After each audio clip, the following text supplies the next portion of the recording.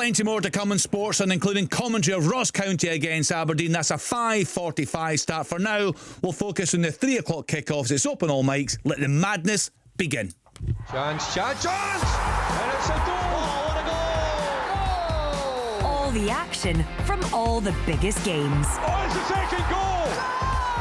This is Open All Mics from Sports Sound. From BBC Radio Scotland. You're listening to Open All Mics on BBC Radio Scotland. So as things stand, we will hear live from Stephen Craig in that game at Dens Park in the sunshine there, Dundee against St Mirren.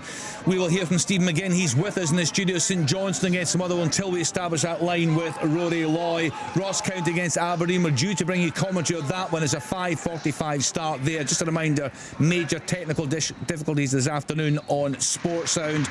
Dunfermline against Ayr United. We'll try and get Derek Ferguson's line working there. We are connected to Morton against Falkirk, Raith Rovers against Livingston, Hamilton Accies against Airdrie, and Partick Thistle against Queen's Park. So a minute's applause at Queen's Park. Stephen Craig.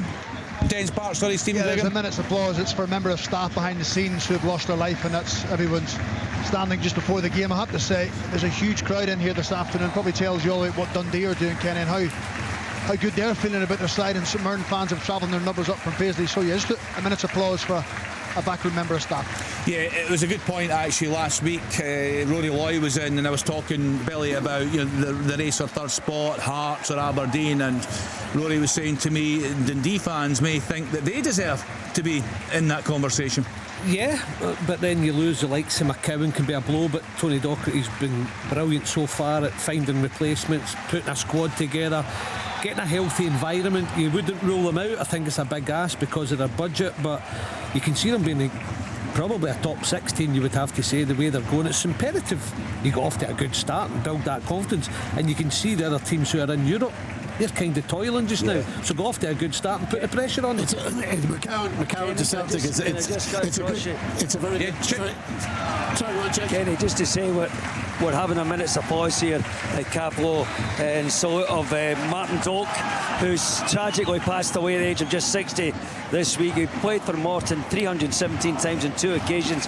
He's actually the grandfather of Ben Doak, who's making such progress in the game. Very sad moment. I remember him well as a Morton player, and we've just gone through a minute's applause and about to kick off. I thought I had to mention that. No, absolutely. Thank you, Chick. No, I'm just saying on Luke McCowan to Celtic, it's a great transfer as well for Aberdeen and Hearts and anybody else who has designs on third place, because it really does weaken Dundee. Tear a player out of that, like that, of that quality out of the middle of the park. That's going to hurt. So Aberdeen and Hearts will be really buoyed by that, I'm sure. And one of the other big ones who were in for him, Hibs as well. Yeah, four bits of aspirations you get in third as well. So that'll knock them back a bit. Steve McGuinness with us in the studio. Stephen, thanks for joining us. As I said, did you see that video of Luke McCowan walking out the tunnel at Celtic Park? He just couldn't hold the smile, and it was fantastic, wasn't it? Yeah, it was one of those rumoured ones. It felt as if it was bubbling away in the background, and he's probably well aware he wasn't absolute plan A for Celtic, but things have happened, and you can just imagine him looking at his watch last night, just counting down, just with the deadline being 11 o'clock, because it seemed to be done very close to the deadline. It was. Delighted for him, delighted for the progress he's made in his career, because I remember playing against him at Ayr, and he was an old winger. He's been converted into a centre midfielder, a bit like Paul Hartley back in the day, who made the move to Celtic, converted winger into midfielder. And I was really impressed with him. I think he's made massive strides, and as Dodger just said there, a huge player for Dundee, almost ran games for them. I know in the preparation for St Mirren for Dundee how big they thought of him in terms of the part he plays for Dundee. So delighted for him, delighted for everyone out there in terms of that they moves can still happen. Kenny, the video was incredible, wasn't it? That deal last night was so close to not happening. At 9:30 last night, that deal was not happening. Definitely not. Why? And then the agreement couldn't be reached. And I can tell you, here's a chance for Raith Rovers through and go, and it's been cleared away by the Livingston defence. But a deal simply could not be reached. Hibs, to their credit, went back in again and were told that the player, if he was going anywhere, he wanted to go to Celtic. So, Hibs, a lot of credit has to go to Hibs, I think, because they certainly forced the issue. And then I think when it became clear that Luke McCowan wanted to go somewhere, he wanted to go to Celtic, and eventually I think that deal was the always clubs happening. managed to. Well, I can tell you, Carradine, I was told by one of the clubs at 9:30 last night the deal was off. It wasn't happening. I had some information quite early in the week that would happen, and it would happen right at the end of the transfer window when the international business went through, as Partick try and come forward offside. But yes, I know there's always a little bit of politics in Scottish football between clubs, but I must admit I was always confident that deal would go through. Don't you just love it when those two slug it out? Listen, I could listen to it all afternoon. Unfortunately, football's going to get in the way. And Stephen Craig, will you want to come in and Luke McCowan? I was just saying about the video. It was just incredible. It was so raw. Yeah. And you could see him looking at it, whether he had his family or his partner, whoever was behind the camera. He was like a little boy. Like Christmas morning, you got a present you completely weren't expecting, but it's just made your dream come true. Everything about it was just so raw. And the fact that he's a Celtic supporter, I mean, there were some rumours and talk, wasn't there? St Mirren go through it, flag's gone up, yes. VR check at St Johnstone. Right, penalty check. So you can't look at that, Stephen? Yeah, it was my brother Paul McGinn. He's advancing. Can I say? I thought it looked as if it looks like there's been contact. I don't know how much. The only thing why it won't be a penalty, he wasn't full control of the ball, but he's advancing into the box. It's definitely inside. Or whether it was inside or outside. It's very close. It's very close. But I think they'll be checking a few different things, but I think this could be given. Oh, right, okay, it's an interesting one. Still we wait in the sunshine there. I mean, the referee's got his hand to his ear and he is going to have a look. Yeah. So just talk us through it, Steve. We'll hopefully get another replay in here and you can give a more detailed. Motherwell had a set piece. They were obviously excellent at set pieces last week. It's the second phase. Stephen O'Donnell had the ball. Paul McGinn advances, takes the ball off to him. He's making his way into the box, and I think it's Esso. He's just almost just a little stab out.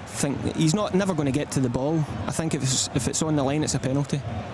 Yeah, that's just careless, isn't it? It's right on the line, isn't it? He's going nowhere. I mean, he's doing his job. He's ushering him wide. I mean, the attacking player there would never dive, would he? Yeah, no. I would. It's whether the St Johnstone player's foot's on the line, but the Motherwell player's foot is so close, might just be outside the line. He's definitely having. It looks as if he's going to give it, but I'm never going to say he's dived, but I don't actually think he's diving. He's not expecting there's contact there. I think there's contact there. Catch him on the right knee. It's almost as if he's unbalanced. And do you know what? I don't think they're questioning the contact. I think they're questioning where the Motherwell player's foot is, because the St Johnstone player's foot is right on the line. That's a good point. And is the Motherwell player's just outside it? I think that's what they're questioning. I'm not being biased here, but from Dan's part, I think it looks inside. Yeah, yourself and Stephen again, very impartial here.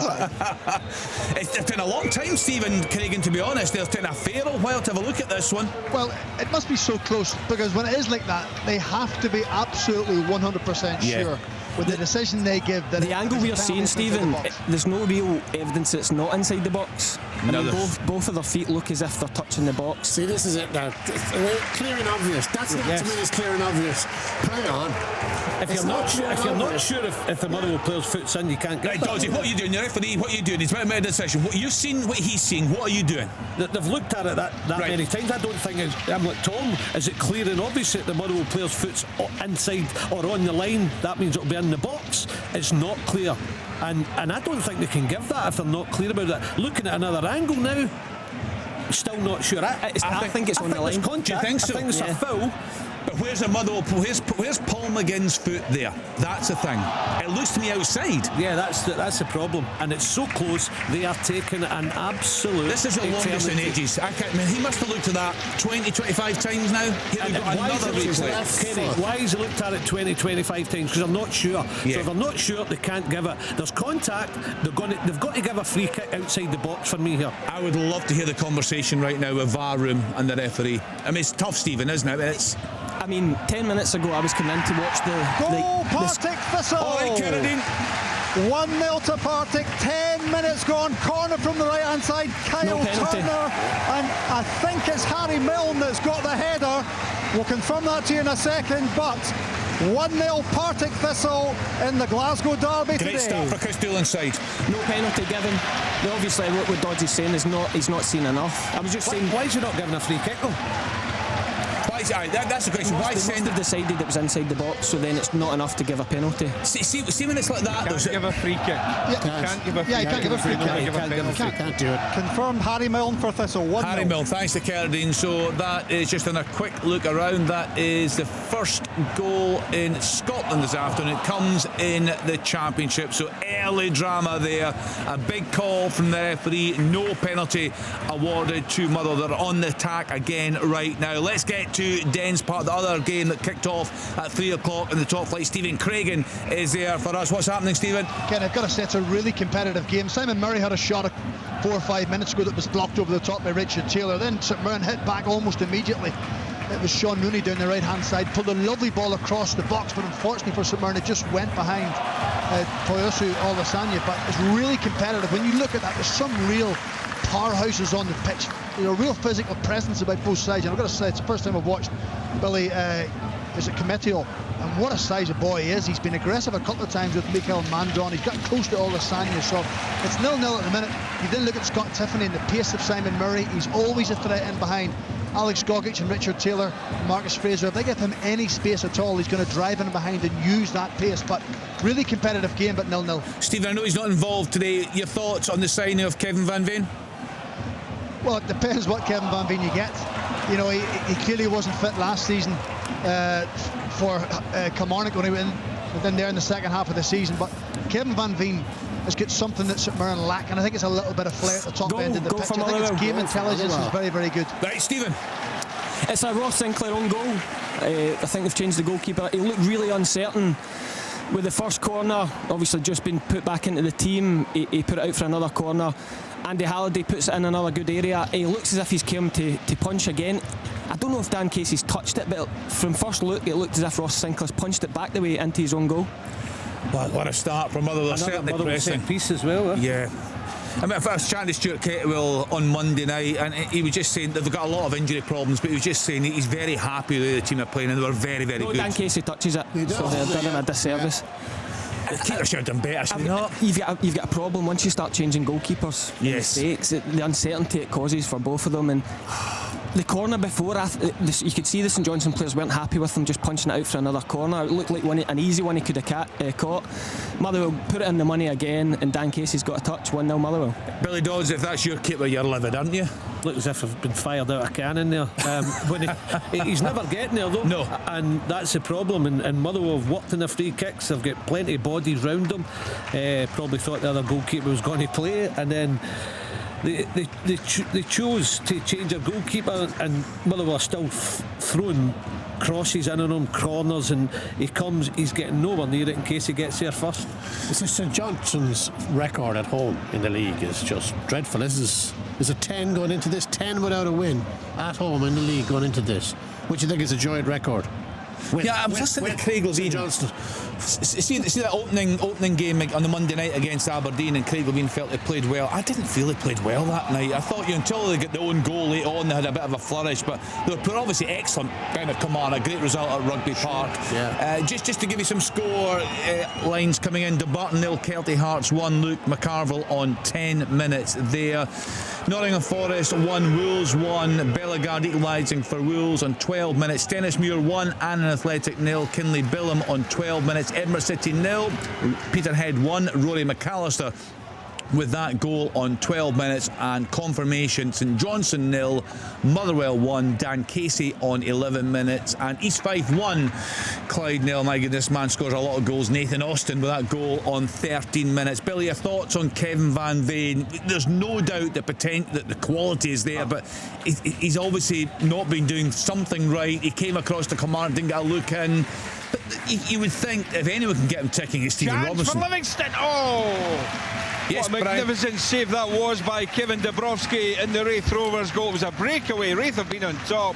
The ball played across goal, and it looked, for all intents and purposes, as if Stevie May was going to knock the ball into the back of the net, but somehow Kevin Dabrowski got down and managed to clear the ball. That was just incredible. And maybe the championship, I can tell you, David Martindale is still the same. He's pouncing around in that dugout there, and there's no fourth official to keep him in check here. It's incredible. Try your best, Absolutely Ryan. magnificent. I'll do my best. I'll do my best. But yeah, is it professionalism? I don't know, because when he was firing in goals for Motherwell a couple of seasons ago, my word, there was talk of the Old Firm wanting him as well. So there is definitely the talent there. Is the mindset there? I don't know, because he goes to Kilmarnock and after slugging it out, we know where other teams to get his signature, a few in for him, and he doesn't kick a ball. It's such a strange one, because there's no doubt there's talent there. There must be something wrong professionally where he's just maybe not doing it in the training ground, putting the graft in just to force himself into the team, to give himself that opportunity to get goals and get his career going again. I don't know. Maybe he's a one-season wonder. Actually, guys, just hold one second. An open all mic specialist, I think it's fair to say, Derek Ferguson. We've got the line working, haven't we? I hope. East End Park, Derek? I'm afraid not, Kenny, but I'm on the phone here. I hope All right. Open all micers are having a wonderful time. I tell you what, I saw an absolute brilliant goal, Kenny. Yep. And it's for the home side, surprisingly. It's what a goal it was as well. It's Ewan O2, I hope that's how you pronounce it. An absolute pile driver of a shot from about 30 yards out, off the underside of the bar into the back of the net, and they've started well because they missed an earlier chance as well. Lewis McCann down the right hand side fizzed a great ball right across the 6-yard box. It was Chris Kane just unable to make that connection. So it's got the fans going. So the Pars in the lead at the moment, so probably looking for a response from top of the table Ayr United. Scott Brown side, they've been excellent so far, so they're going to need to show that character if they're going to get back into this. Good stuff, thanks Derek. We'll get back to it. It's great to know that at least we've got you on Sports Sound. We're across all 5 games in the Championship this afternoon, 2 matches in the top flight. Stephen McGinn is across the one at McDermott Park for us. Stephen, you're just about to come in on Kevin Van Veen. Yeah, I just obviously watched a lot of Motherwell with Paul being there, and sort of 2 very different sides to him the one season. In terms of the first half of the season with Stevie Hamill in charge, he looked disinterested at times. At times he just, you'd almost want to give him a kick up the backside to say work a bit harder. And then when Stuart Kettlewell came in, they were better defensively. There was more structure, and I don't know what you kind of describe him, a maverick, a luxury player, some might call him, but you can absolutely score goals. And if you've got the structure behind you, sometimes at times the other 10 have to work really hard, which I think St Mirren do, but St Mirren are lacking that bit of magic that Kevin Van Veen. So I can see why it's happened, and I can see why it can work. Yeah, let's see. He's not involved today, but it could be a big signing for St Mirren. It's been a slow start to the season, of course, for them, but they had that European adventure, which I know the fans really loved having. Just an experience like that, as did the Kilmarnock fans. We covered their game midweek, of course, ultimately going out, but a very good result on the night for Derek McInnes's team. They're in action tomorrow. Full coverage of all the games on Sportsline tomorrow from 11:30. Let's get back round the Championship grounds. Let's get to Gully Singh. He is watching Hamilton Accies against Airdrie. What's happening, Gully? Hi Kenny, not much way in the action so far. Both sides have had a fair amount of possession, you'd have to say. Good chance for Ollie Shaw on 10 minutes. Airdrie couldn't clear the lines after a corner. Shaw, he gets a wicked shot off, but Murray Johnson produced a fantastic stop to tip it over. Adam Frizzell produced a cross there for Airdrie on 15 minutes. It was into the path of Reece Armstrong. Defender closed in. Armstrong looked to have picked his spot, but it was deflected out for a corner. Just a free kick here. At least 40 yards out there for Hamilton. Not expecting much from this, but currently, yes, Hamilton 0, Airdrie 0. Thanks to Gully Singh. Edinburgh City 0, Peterhead 2. Peter Pollock with the second goal on 18 minutes. We heard about the early goal at Firhill for the home side. Kerridine Idsan is there for us. What's happening now, Kerridine? Still Partick Thistle 1, Queen's Park 0, but Partick are really enjoying themselves in the Maryhill sunshine here. They're not being put under an awful lot of pressure, I have to say, by a Queen's Park team who so far have been a little bit disappointing. It's been all Partick Thistle pretty much in the opening 20 minutes, and they're well worth their 1-goal lead. And the home side, Brian McLaughlin, still the better team there at Starks Park? Yeah, but Livingston are coming back into it, Kenny. Look, the Wraith Rovers had a good chance earlier on. Callan Smith, the knockdown into Jameson, tried to lob the keeper but was over the crossbar as well. But since then, well, Stevie May, he got the better of Ewan Murray, crossed the ball into the box. It looked all but certain to be a goal, but Dabrowski with a stunning save from Mark Clark. And then seconds later, Shinnie with the cross, Yengi just inches away from connecting. His game's going end to end, Kenny. Fantastic game of football. Still 0-0 here though. Stirling Albion won. Thistle! Yeah, Cody. Yeah, nice move from... It's all Thistle here. Queen's Park haven't really turned up for this derby, and I think their manager Callum Davison will maybe want to know why at half-time if things continue like this. But they've just had a nice move forward. It was James Lyon in the end blasting it over the bar, but the home fans are happy here. They scored a nice goal on 10 minutes. Kyle Turner's corner, brilliantly headed in by Harry Milne, and they're comfortable on their 1-goal lead. Stirling Albion 1, the Spartans 0. Ross Davidson on 90 minutes. Let's cross to Capello. Morton at home to Falkirk. Chick, I've got a question I want to ask you in a minute to tap into your experience and your knowledge. First of all, what's happening in the game? Why are you smiling, Billy Dodds? What's happening? Chick? I want to know why Dodge is smiling, first of all. I know, it's terrible, isn't it? No, there's evil coming my way. Yes, yes. You wouldn't know where that question is going. You want to tap into Chick's knowledge. That's what was flashing through my mind. Listen, just before he speaks again, last season, Chick Young won the predictions. Yeah, he did. Yeah, a clear winner. So well done, Chick. What's happening in the game, Chick?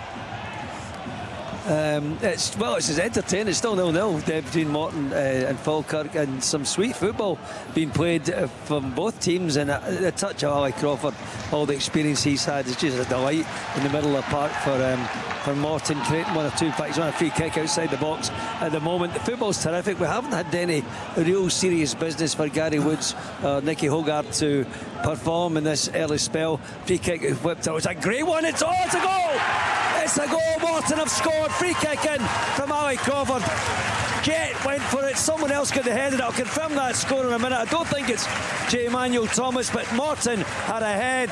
It's a terrific free kick from Crawford, and it is, at the moment, Morton 1, Falkirk 0. Yeah, Chick telling us a big travelling support down there this afternoon. What a start it's been to the season for John McGlynn's side, but they're behind at Capello this afternoon. I'll come back to you in a minute, Chick, with that question. Inverness Cali Thistle 1, Queen of the South 0. Billy Mackay on 19 minutes. Let's get to Dens Park. I'm seeing Sean Rooney was just having a bit of a debate with the referee there, Stephen Craigan. Yeah, I think he's a little bit unfairly treated. It's a long ball into the box that Larkesh allows to bounce, and it's between Sean Rooney and John McCracken. McCracken catches the ball high, but Rooney unfortunately just his pace just carries him into him a little bit. McCracken goes up high, lands down on the ground, and the referee books Sean Rooney. I didn't think there was any real need for it, but he seems to be the pantomime villain, because I watched him against Aberdeen a couple of weeks ago, a couple of Sundays ago, and the fans were booing him every time he got the ball. So I don't know what he's done or what he's said about people. He just seems to be one of those characters that people, I don't mean don't like, but they don't seem to favour, and he seemed to get a little bit of stick. So I think his booking was a little bit a little bit unfair for him. But Stephen Robinson being furious with Toyosi Olasanya. His hold-up play's been really poor. St Mirren have been building some nice passages of play. It comes to him, and 4 or 5 times it's turned over. Stephen Robinson's been out. Dermot O'Carroll, his assistant's been out. So I think he'll have to look a bit sharper with his play. Right, I want to speak to Stephen McGinn in just 1 minute, a bit about Sean Rooney actually, and also what's happening in the game there. But another goal for you, Derek Ferguson, East End Park. Cracking game, Kenny, and I spoke about character, and they've certainly shown that. The league leaders responded. Just think that goal that Dunfermline scored, the lead's only lasted about 5 minutes. It's Watered way out that right hand side. Wasn't the greatest of connections. I think the goalkeeper, Uliemi, I think it is a new goalkeeper, that's coming a little bit slow to get down to his right hand side, but the most important thing for Ayr United, they've equalised. So, and one other thing, Kenny, if you're listening in, Lewis Ferguson, stop trying to FaceTime me, because I need to go on this phone to take the calls for the guys. Okay, so yeah, one a piece here. Does he want to join in and open all mics? Aye, we could do with it. We could do with all hands on deck today. Kenny, just on you go. Kenny, you say that Morton goal was That Morton goal was Morgan Boys that scored it. Great free kick in from Ali Crawford. Boys went with it with Big Jet, but it was Boys who got the touch on it, in the header into the net. 1-0 to Morton. Right, if Lewis wants to join us, Derek, you know who we are. We love having him on. He speaks so well. Yeah, because I think he's winding us up, because he always listens in, as I know. So, stop winding him up, stop FaceTime, let me concentrate on my job. Answer your boy, you ignoramus. You're doing a good job. Chance for Dundee, Kenny. Yes, take it away, Stephen. Edge of the box, from about 30 yards from Mo Sill, and Curtis Main just got in front of Alex Gogg. He probably should have directed into the bottom corner. He's not a natural goal scorer. He doesn't seem to add a number of goals throughout the season, but somehow just puts it past the post. Big let off for St Mirren. Right, I'll go through all the goals for you in a minute. Just the recent ones. Morton 1, Falkirk 0, as Chip was telling us. Morgan Boys on 90 minutes. That equaliser for Ayr United. Dylan Water on 22 minutes there. Dunfermline 1, Ayr United 1. Bonnyrigg Rose have gone ahead at home to Stranraer. Kerr Young on 24 minutes. Stephen, again, what's happening with Dermot Park? It was a big chance for St Johnstone. I was going to say, if you came to me again, that they were having a lot of the ball, St Johnstone, but they were never. You're playing with two strikers, Kimpioka and Clark, and they weren't getting the ball to them. And I don't even mean long ball, they just weren't involved in the game. And it was the first real time Kimpioka gets involved in the game. I don't think he would have counted that man Esso. He is going to spend time in referees' notebooks this season. He just flies in for tackles all over the place. Involved in the VAR incident, obviously, for the penalty. We could well have a red card here. There's a free kick. It's actually to Livingston. It's not been taken, but there was certainly an arm raised by Yengi, one of the Wraith Rovers defender, into the back of his head. Colin Stephen, the referee's just pulling the player over just now. I'll be astonished if this is not a red card, Kenny, because it was a straight arm into the back of the Wraith Rovers player's head. In fact, it's not even a yellow. He's just giving him a warning. I cannot believe that. Absolutely. If we did have VAR in the Championship, Livingston would be down to 10 men, I can tell you. Right, so a let off there for them, but the sounds of it. Back to you, Stephen. You're talking there about getting into the referee's notebook as well, and we heard from Stephen Craig in the game at Dens Park, and big Sean Rooney, one of my favourite moments of this season. That interview he did with you for the game in Europe. We were in the studio. My goodness, he was talking about his relationship. He was talking about all sorts. Well, he's quite a character. An absolute, what a brilliant character. Yeah. Even. I mean, Stephen's talking about being unfairly treated with his booking. He loves it. It almost gets him going. Even, I don't know if anyone's seen the late goal St Mirren scored against Bran in Paisley. He's right over to the Bran players, right into their faces, and you're thinking, there's a second leg here. Doesn't care. Doesn't care. He's hyper. Yes, Stephen. Yeah, chance somewhere, a long throw. Sean Rooney, he must have been. He just waved up there. He must know we're talking about him on the radio. It was a long throw. Mikael Mandron flicks it on the near post. Mark O'Hara gets the header, just touches off the top of the crossbar, let off.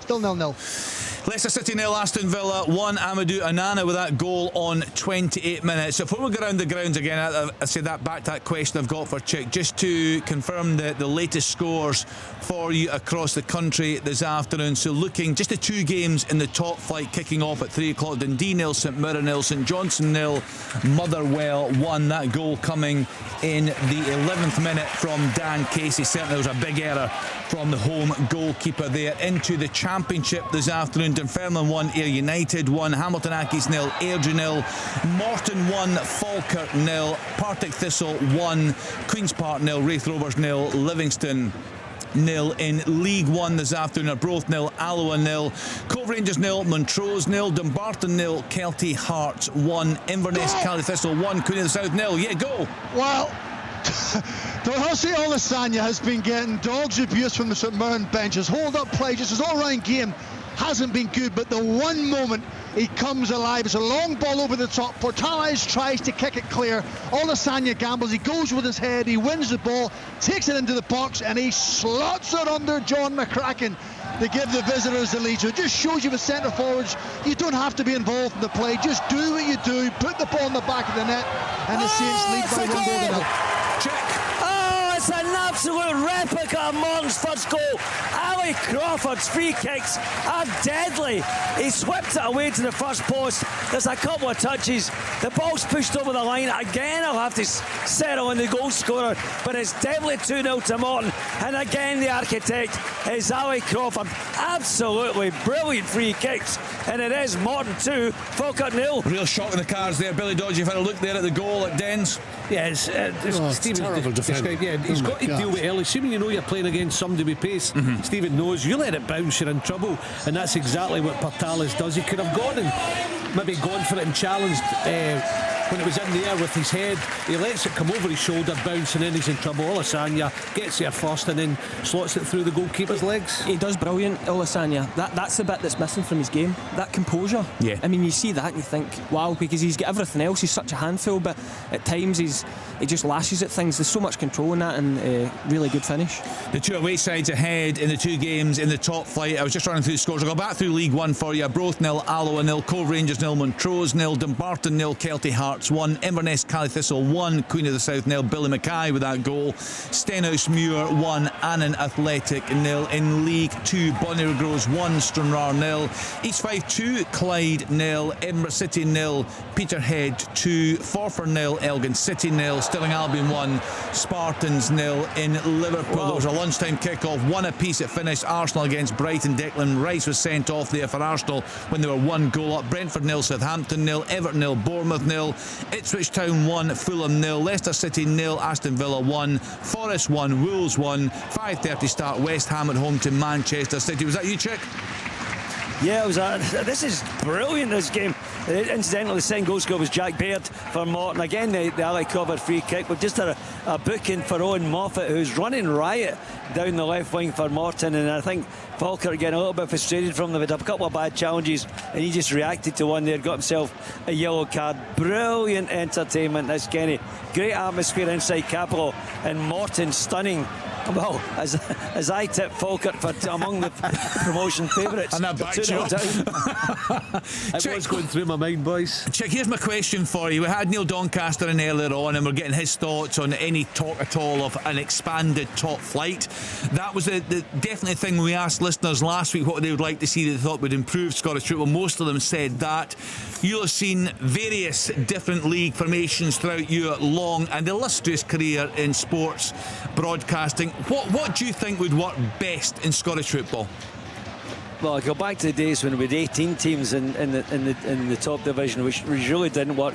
You know, I sympathise with Kilmarnock and all these teams who want a break before their European campaign. We are representing Scotland. We are trying to get the coefficient improved. So he said there were no time for games. If we have a 16 top team division and they play 30 games, you're going to have time. Oh, there's a penalty here. There's a penalty kick. Falkirk have a chance to get back into it, Kenny. Right. Just to say, hold on, check. 30 games. Steam again. An unbelievable finish from Andy Halliday. It's just a cutback. St Johnson messing about with it at the back. Motherwell turn the ball over high. Cut back for Andy Halliday. Oh, it's offside. Oh, offside. It was a great finish. It was a brilliant finish. Oh, yeah. What a strike that was. Well, we'll just get another wee look at So this it's a here, penalty? Stephen. Yeah, penalty check for Falkirk. Brad Spencer's going to take it. It was Ethan Ross who was brought down in the box. What a first half this is. Remember, Morton leading by 2-0. Falkirk with the chance to get back into it. Brad Spencer will take it right-footed. He's not got a long run up. He just hesitates as the referee keeps players outside the 18-yard box. He's focused on this free kick. Again, the referee says to the players, get outside the box. Morton just maybe a little just psychological damage trying to influence the player taking the penalty kick. It's going to be Brad Spencer now. He's taken an absolute age, still hasn't adjusted his run up. Here he comes now, right footed, scores. Morton 2, Falkirk 1, Brad Spencer the penalty. Stephen Craigan. Yeah, equaliser, Dens Park. Curtis Main, former St Mirren player. Richard Taylor, I think, gets caught under the ball. He just gets caught making a mess of it. In comes Curtis Main. Left foot just puts it right through the arms of Ellery Balcombe, and the home side weren't behind for long. It's Dundee 1, St Mirren 1. Too easy, Kenny. I mean, it's just the by kick. Dundee challenged for it, and then Richard Taylor, very like the Portales incident, go and deal with it, lets it bounce or just can't reach it, and then he goes through Curtis Main and kind of scissor kicks it into the net. It was far too easy from a St Mirren point of view, but a well-taken goal. Tough downfield. It bounces twice. Yeah. You know, nobody's taking responsibility there. You're right. It's similar kind of defensive. Yeah, just deal with kind it. Kind of messing around as the first goal. And we thought we had a second goal in the other game, Stephen, but correctly ruled out for offside. Yeah, clearly offside. When I think Stuart Kettlewell will be frustrated because Miss Swanhouse comes back, and he's quite lazy getting back in. There's no need for him to be offside. Andy Halliday will be gutted once he watches it back in terms of not getting back on side, because it was a brilliant finish, but St Johnstone looked really shaky at the back.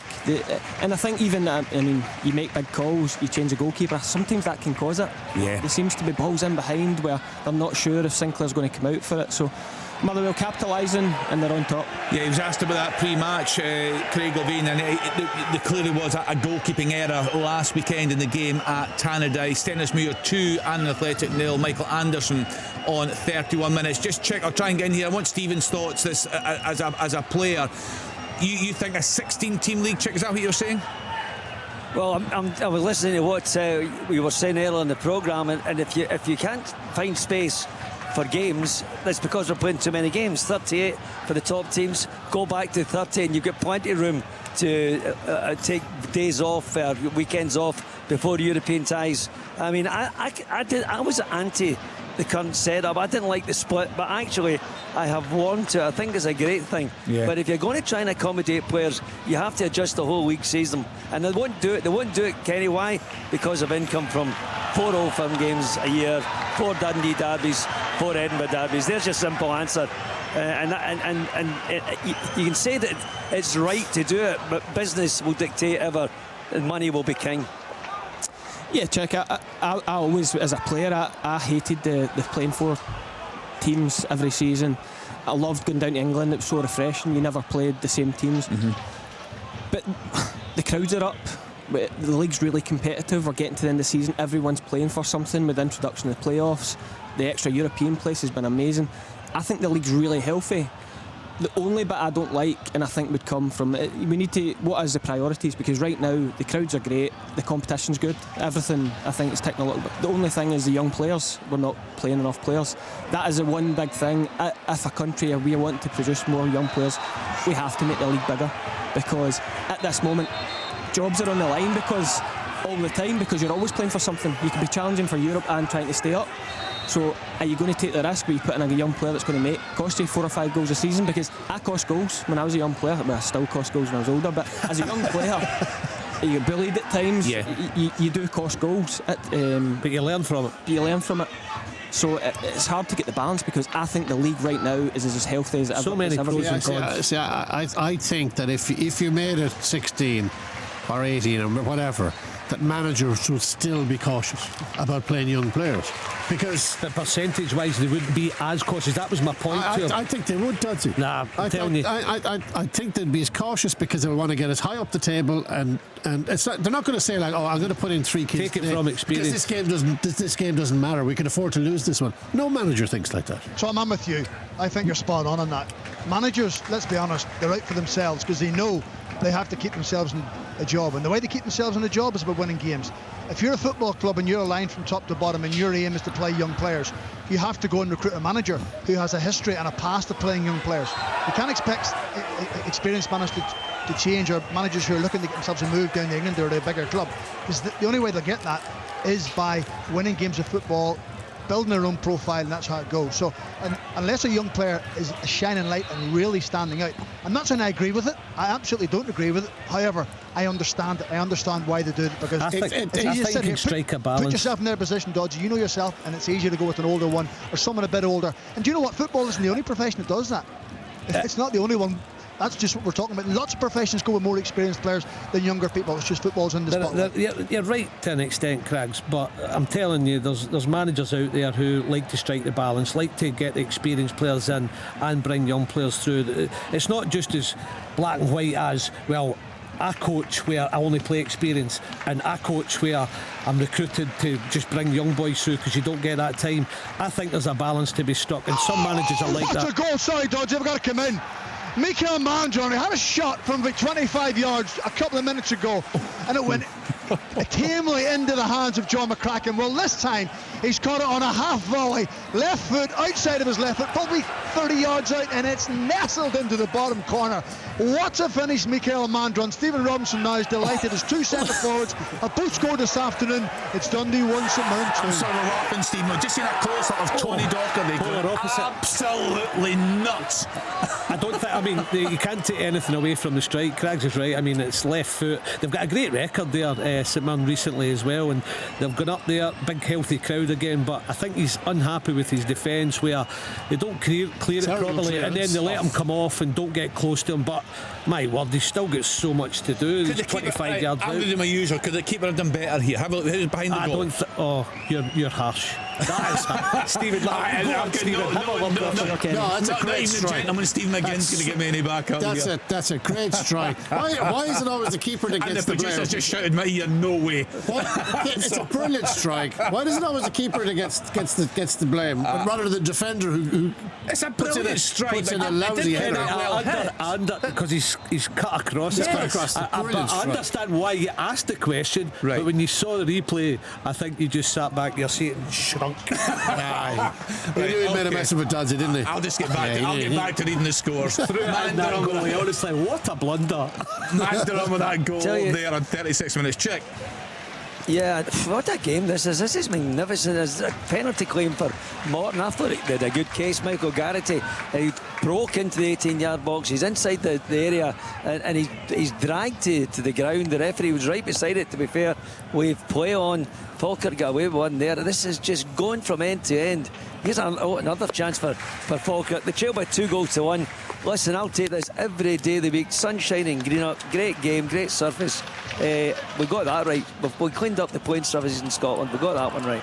Yeah, that's for sure. The pitches look fantastic this afternoon, as they should. Edinburgh City nil, Peterhead 3, Max Barry on 37 minutes. Just confirmation of that wonder strike from Michael Mann. 36 minutes. Unstoppable. 2-1, unstoppable. 2-1. I remember Jim Spence did something. What was it one day? He said that the keeper there, he managed to save the unstoppable shot. I think it was something along these lines. I'm putting myself in the same bracket. Stephen, what's happening in the game at Dermot Park? Yeah, well, St Johnstone on the counter just now. Dre right, yeah, cut out. It's been all Motherwell. They're causing St Johnstone a lot of problems. Balls down the channel. The last one there, Ross Sinclair does come out for it and just gets there before Stephen O'Donnell. It was an interesting race, to say the least. Ross Sinclair just puts it out for a throw-in, but St Johnstone are really looking. They can't connect with their strikers.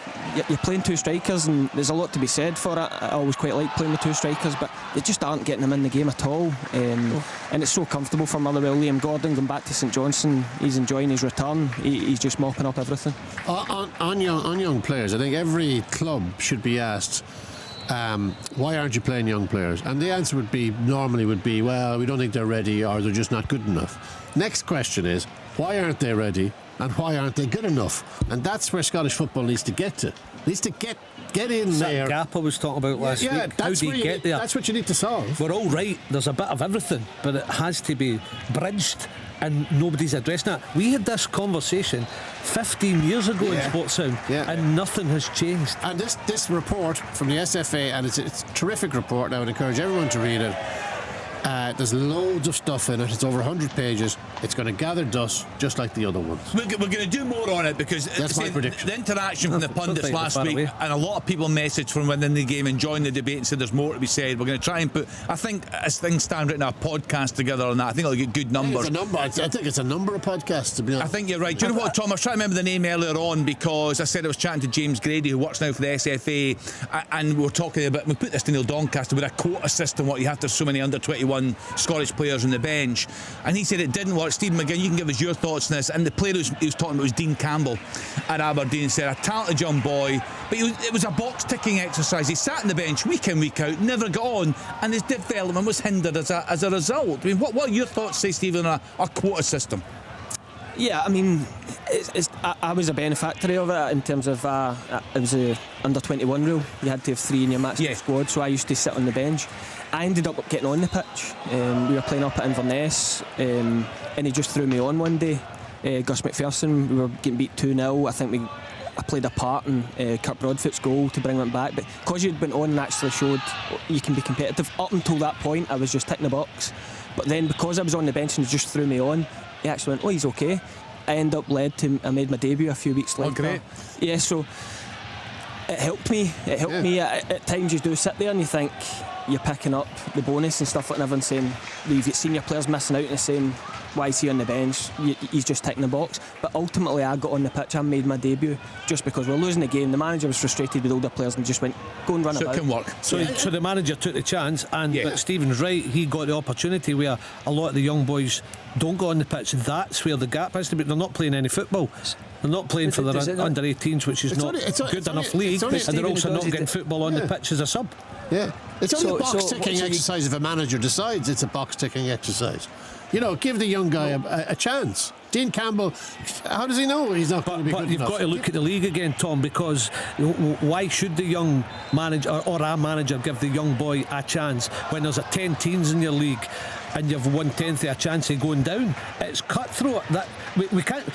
You're right to look at things, but we've got to look at the size of leagues, because but instead I know all of that is true. Give a wee bit and everything. That's what I'm saying. Yeah, no, that's a lot of changes. What a goal! Yeah. What a goal! Oh, that is magnificent. Talking in level terms, Ethan Ross with a run down the left side, the cutest of passes, and Dylan Tate just passed the ball into the net. No pace, home to foot, and Falkirk are level, and that is a fabulous footballing goal. 2-2 at Capel. What a game this is. Magnificent.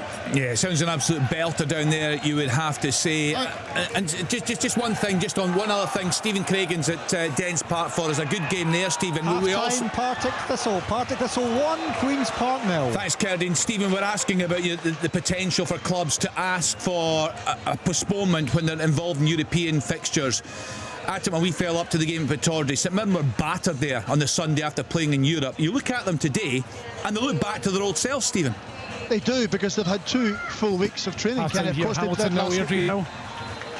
they played last week against Celtic, but they had a clean week into that. Anybody can lose 2-0 to Celtic, but they look fresher this week because they've had a bit of time off. They've been able to work on things in training.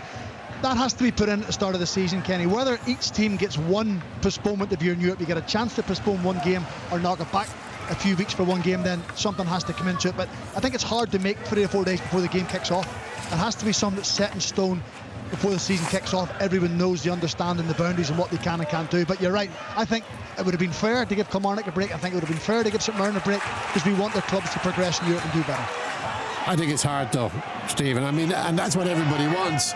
And you think from the outside, you think, well, surely to goodness the SPFL can manage that. It's just one game. It's not a lot to ask for. And then you see that graph. You see the graphic, and you think, oh my gosh, okay. Yeah, but Tom, think of all the UEFA weeks that are going to be in after Christmas. Our clubs are not going to be involved in that, so it doesn't have to be on TV, but they can still play the game, surely.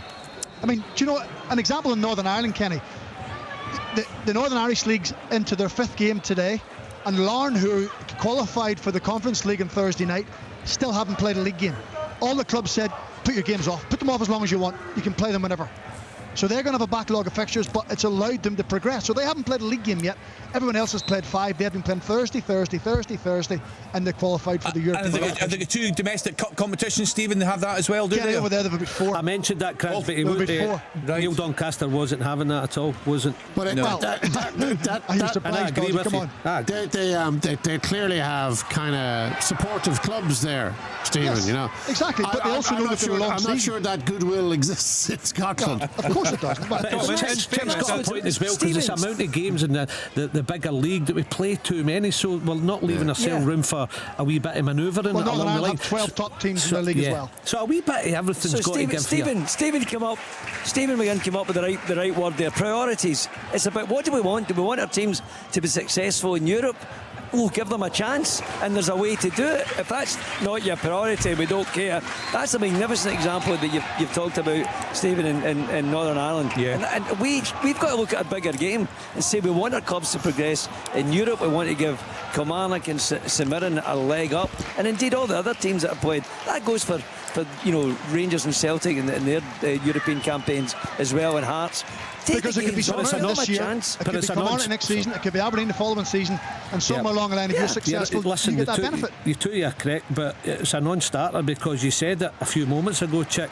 The league, the TV, they will not let any more teams in. And just to be clear, so start with that one. The calendar you referred to, I think we can try and put that on social media, because Neil Doncaster left it with us. Just when you see it, he said January but realistically February February 5th, for the first opportunity. So say a game was called, off as you described the conditions. This game last season, Steve, it was pouring up there. Say the game was off today. You're looking at February before that game could be replayed. It's crazy because the amount of games. That depends. There are games already been switched. Oh, here's a chance for Falkirk. Oh, cleared off the line, another chance. Cleared off the line again. This time the strike was by Ross McIver, and Morton are hanging on. What a game, Kenny. Sorry to interrupt the chat, but what a sounds football. brilliant. Sounds brilliant. Something's got to change, Kenny. Games have already been changed this season because teams that are out of the League Cup, there's a midweek SPFL card in December. Some of those teams have already switched their games to the weekend of when the League Cup's going to be played. So until we know exactly when teams are going to be in or out of cup competitions, Celtic and Rangers are going to be playing in Europe right through to the end of January. Yeah. That's guaranteed. Yeah. That's guaranteed. And they could well be playing League Cup matches into December as well. So there's very little space. Hearts are going to be playing in Europe right through to certainly mid-December at least. Now they're now out of the League Cup, and I think they did actually look at potentially moving one of the games, but they couldn't do it. But yeah, there are very, very little spaces in the calendar. So I think it's St Johnstone actually that's moved their one of their games that was due to be played in December due to the weekend of the league, the next round of the League Cup. Something's got to change though. So make space by changing the league. That's it. Once down at half time here, Kenny. Half time at 10 as well, Kenny. 2-1. Cheers, Stuart. At half time it starts. Larne and TNS are throwing our league into the spotlight in terms of qualifying, coming through qualifiers. TNS have been in our Challenge Cup for the last 4 or 5 years and never been able to win it. They come up against teams at championship level and can't beat them in semi-finals and finals. And then they're qualifying, they're beating teams to get into group stage football. Yeah. Why is a league that is stronger than the Northern Irish League and the Welsh League, why are we struggling to beat teams in qualifiers? Something's got to change. It's a really good point. Most of the games I think have hit half-time, Steve. We're just still waiting on the half-time whistle going there at McDermott Park. Of course, there was that long delay with the VAR when Motherwell thought they had a penalty earlier on, but that was denied them. But they've certainly kicked on, and good value for the lead there, Stephen. Yeah, very comfortable. St Johnstone, apart from that Kim Pioka chance that I don't think would have counted because of that man Esso, they've offered nearly nothing. Really comfortable. They've got an experienced backline, Motherwell, and they've just tidied everything up, and they look really dangerous on the counter-attack. The one thing, still, even though they've scored today, it's all off set pieces from open play. They still look a bit toothless without Blair Spittle and Theo Bair. 4-game ban for Sidibe. Have you ever seen anything like that on a football field that you saw last week? I mean, it was incredible stuff, wasn't it? Have you ever seen anything like it? That's just losing the discipline, but so quickly, and doing something like that to a fellow professional so quickly. Oh yeah. What was that Rangers guy? That was against Motherwell in the final playoff. Was that after the final whistle? I think it wasn't it? Yeah, but did William Flood not have a cracker at Tannadice a few years ago as well when he was walking off the tunnel? I've seen loads of headbutts. I've seen. Kenny, you're living a quiet life. Sheltered goalkeepers you've never seen. It wasn't great for all that. It was not great. I wish we hadn't got these lines working this afternoon. We just called an early halt to this programme. I tell you, could be up the road by now, dogs eating. Listen, there's a strong case that he should have been taken off before that incident happened, because he looked like he'd lost. He'd gone mentally. You see the head, it was head loss, and something was going to happen. He had another pop at somebody, and I'm thinking, oh no, don't do it again. Yeah. But madness. And what can you do as a manager when it comes to things? See, if your player loses it, you've got to have some control over your emotions. Did you ever lose it, boys? Did you ever lose it? Did you ever lose the plot on the pitch to you? Probably, I just can't think. You must have done. I liked to. You were quite angry. You were quite angry as a footballer. Never as angry as you. I never get sent off. No, in my career. But you have moments where you think. Yeah, I had one when I think about it. Freddie van der Hoorn just lashed out at me in the Dundee derby. Stupid. So. Wait a minute. We're talking as a player. What was a manager? The wee incident, wasn't there? Every week. No. Disgrace. You're a disgrace. No. As a manager? I get sent off once and I got it rescinded because Crawford Allen was excellent with me, I've got to say, in terms of. But calm usually as a manager. I changed from as a player to a manager. I think all managers get caught in the emotion and you're angry at times, but no, I wasn't bad at all as a manager. No, still playing calm. If you lose your focus as a manager, your players lose focus. That's a good point. Still playing there at McDermott Park. St Johnstone trailing by 1-0. It could have been 2. That goal was the second effort that went to the net. It was a great finish from Andy Halliday, ruled out correctly for offside. Just St Johnstone are just a bit passive, aren't they? It's just not offering much. This has been the story of their game, Kenny. They're getting to a certain bit and then they're going back to the defenders and they're just playing it. But you can tell with the boos, that's how the games went for them.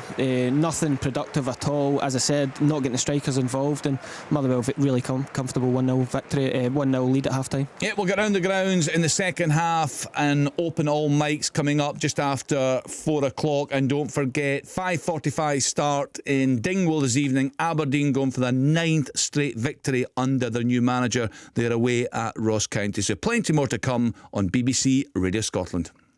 Chance! And it's a goal! What a goal! All the action from all the biggest games. Oh, it's the second goal! This is Open All Mics from Sports Sound.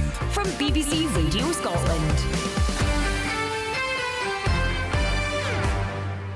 Wake up to Good Morning Scotland. What should the government do? It's for the politicians to decide where the money goes and how it's spent. As we head towards the end of the year, we'll bring you the latest on all the events that lie ahead. Who wins this election? Who ends up in the White House? Getting to the heart of the stories making the news. 1.6 million brain images are now being used to help build a tool to predict the signs of dementia. Can't thank them enough. It's definitely one of the best things about this maternity ward anyway. Along with the latest sport, travel and weather. Judith Ralston would absolutely love a storm named after her. Don't do that to us. We'll never hear the end of it. Good Morning Scotland. Listen on BBC Sounds. It all begins when you play BBC Radio Scotland. You listen to Sports Sound on BBC Radio Scotland. Let's get around the grounds and get some half-time reports for you. 2 games kicking off at 3 o'clock in the top flight this afternoon. First stop, Dens Park. Dundee at home to St Mirren. There for us, Stephen Craigan. Yeah, Ken, it's been a great afternoon, I have to say. The pitch is perfect, the weather is perfect, and the game has certainly matched up to that. It's been 2 teams really going after it. Both of them have carried a threat all afternoon. It's making for a really good watch. I suppose the question Dundee fans will be asking, do we miss Luke McCowan? And they probably do. You know, when you have someone of that quality and that ilk who's got the composure and the awareness and the vision, you are going to miss him. So I think Tony Docherty will realise that himself, but the players have to focus on getting themselves back into this game. They currently trail by 2-1, and it was Toyosi Olasanya who gave the visitors a lead after 26 minutes. He had a really indifferent start to the game, but his hold-up play, his link-up play was a little bit slack. He was getting brushed off the ball, but when the big moment arrived, he delivered with a really clinical finish. Just a long ball over the top, and Antonio Portales went with his foot when he probably should have went with his head after allowing the ball to bounce. Olasanya was sharp onto it. His persistence, then his composure, made it the ball ended up in the back of the net, just slid it underneath John McCracken. But Dundee didn't have to wait long until they were level. 4 minutes to 30 on the 30-minute mark. A long goal kick from John McCracken. It bounced twice. Richard Taylor, almost like Portales, got himself caught onto the ball, hesitating, and suddenly Curtis Mayhem is in behind, just fed the ball past Ellery Balcombe to make it 1-1. But then a moment of brilliance, a moment of magic, or a goalkeeping error, Kenny, if it's up to you. But a wonderful strike from the edge of the box from Mikael Mandron, outside of his left foot, always drifting away from John McCracken and nestled in to the bottom corner. A goal certainly deserving to put his team in the lead, but we want more of the same in the second half. It's been a really entertaining game. Stephen Robinson has managed against Dundee 8 times in his career. He's won 15, he's drawn 1, and he's only lost 2. He will hope that record continues this afternoon, but halfway through, it's Dundee 1, St Mirren 2. I have to say, some cracking action in the sunshine this afternoon across Scotland. We have had some technical issues on Sports Sound this afternoon. As a result, Stephen McGinn is with us in the studio. You have been keeping an eye on the game at McDermott Park, Stephen, and you've been talking about how poor, I think it's fair to say, the home side had been. Motherwell looking very dangerous. Yeah, well, my day's plans changed. I went from having a coffee to watching the game to 7 minutes in deciding whether my brother dived or not in a controversial decision, PR decision. But yeah, Motherwell well worthy of their lead. again a set piece following on from the quality goals they scored last week. Ross Sinclair was changed in goals for St Johnstone today. As I said, the first corner came in, he looked really shaky, punched out for another corner. The second corner comes in, he comes out, misses the ball, Dan Casey heads it into the net. It could have been two. Andy Halliday scores a goal. I think Mass Wanhuis has to get back on side earlier. Andy Halliday, a brilliant finish to make it 2-0. But St Johnstone have just looked toothless all day, as disjointed. They look really... They're not being brave enough. Everyone's just kind of passing the buck. They're just going side to side. And when as I've said a few times when you came to me, you're playing two strikers, get them involved. And that doesn't mean just hitting them, but they're getting decent possession into Motherwell's half and just going back the way, going across. And Liam Gordon, Paul McGinn, Stephen O'Donnell, these guys will play all afternoon if you're just going to play in front of them. The one thing you would say is, can you get Kempioka down the sides? Can you slide him, use his pace? But they've really just not got them involved. And the second half, if it goes for the same pattern, then Motherwell will score again. So in the top flight at half-time, Dundee 1, St Mirren 2, St Johnstone 0, Motherwell 1. Let's get into the Championship. We're at 5 games this afternoon. There's a full card in the Championship. Let's get to Capello. Morton at home to Falkirk. And hear from Chick Young. Can I just thank our magnificent producer Callum for sending me to Capello this afternoon. This has been an absolute delight of a football match. Glorious entertainment. It's 2-2 at half time, and it has ebbed and flowed from end to end as surely as the Clyde out there the other side of the road. As it was Morton who went to a 2-goal lead, Morgan boys, and with a finish on the end of a fabulous free kick from Ali Crawford, and then they repeated the dose just 7 minutes later, 26 minutes on the clock. Another free kick from the same spot by Crawford again, almost the same delivery, and this time it was Jack Baird who got it over the line, and Morton had a real grip on the match. But I have to say, there's something about Falkirk. There's a meatiness about them. There was a penalty given. Spencer brought down, and Ross was brought down in the box, and Brad Spencer from the penalty spot dispatched it to bring them back into the game. And then just before half time, a fabulous goal, absolutely fabulous.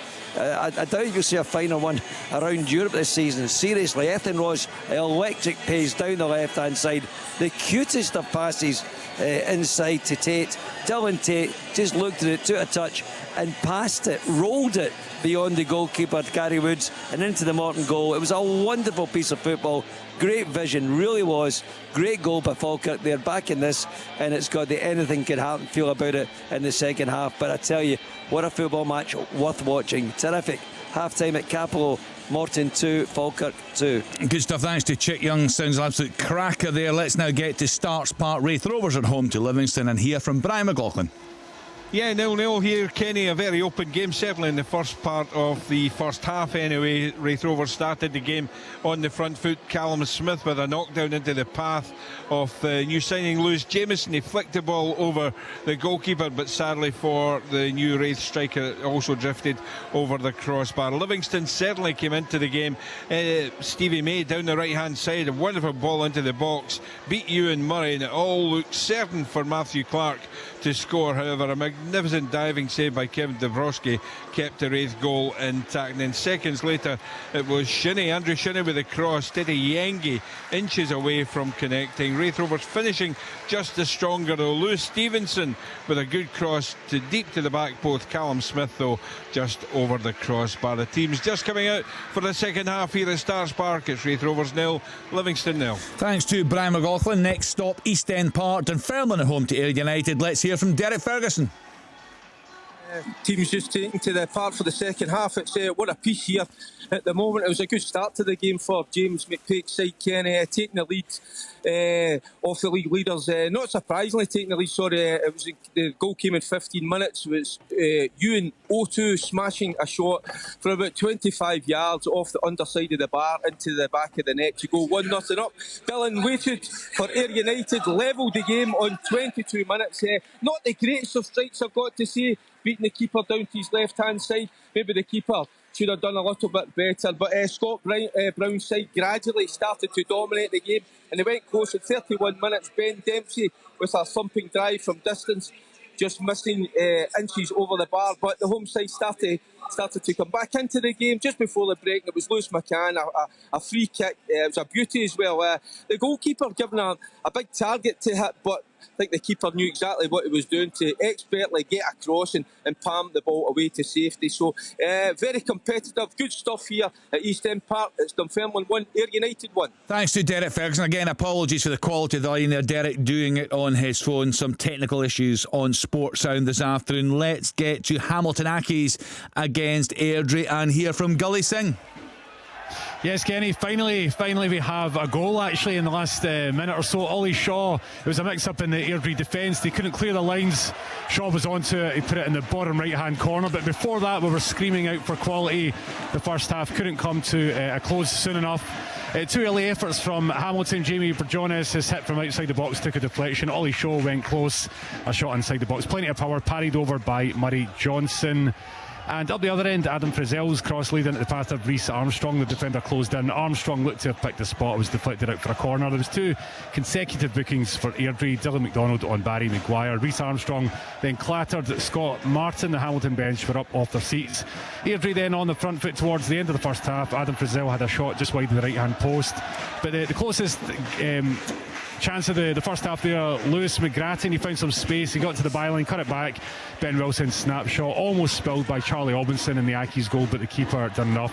Kevin O'Hara booked for Hamilton for simulation and towards the end of the first half, and then as we kicked off the second half, I was just about to say we need an injection of quality. Ollie Shaw finally stepped up. Hamilton 1, Airdrie 0. Thank you to Gully Singh. We'll get the halftime report from Kerridine at Firhill shortly, but I can see on our television screens here across the country the games are kicking off. Stay tuned to Open All Mics. Chance! And it's a goal! What a goal! All the action from all the biggest games. Oh, it's the second goal! This is Open All Mics from Sports Sound. From BBC Radio Scotland. Right, let's get to Firhill. Partick Thistle at home to Queen's Park and get the very latest from Kerridine at San. Well, we're 5.5 minutes into the second half here. Still Partick 1, Queen's Park 0, and Thistle's 8-match unbeaten streak against these opponents looks like it'll be extended to 9 unless there's a big improvement from the Spiders in the second half. I think they got a bit of a talking to from visiting boss Callum Davidson, because they have been slightly better since the interval, but they're still a goal behind and they've never really threatened. Partick Thistle, I wonder if they'll think they should have done more to hammer home their advantage. There's only really been one moment of note so far. That came early, and it came simply 11 minutes in. Kyle Turner's in-swinging corner. Harry Milne's free header nodded nonchalantly past the stranded Jack Wills in the Queen's goal. Partick 1, Queen's Park 0, although the Spiders are starting to get themselves back into it. So in the Championship, Dunfermline 1, Ayr United 1, Hamilton Accies 1, Airdrie 0, Morton 2, Falkirk 2, Partick Thistle 1, Queen's Park 0, Wraith Rovers 0, Livingston 0. In League 1, Arbroath 0, Alloa Athletic 0, Cove Rangers 1, Montrose 0. Mitch Megginson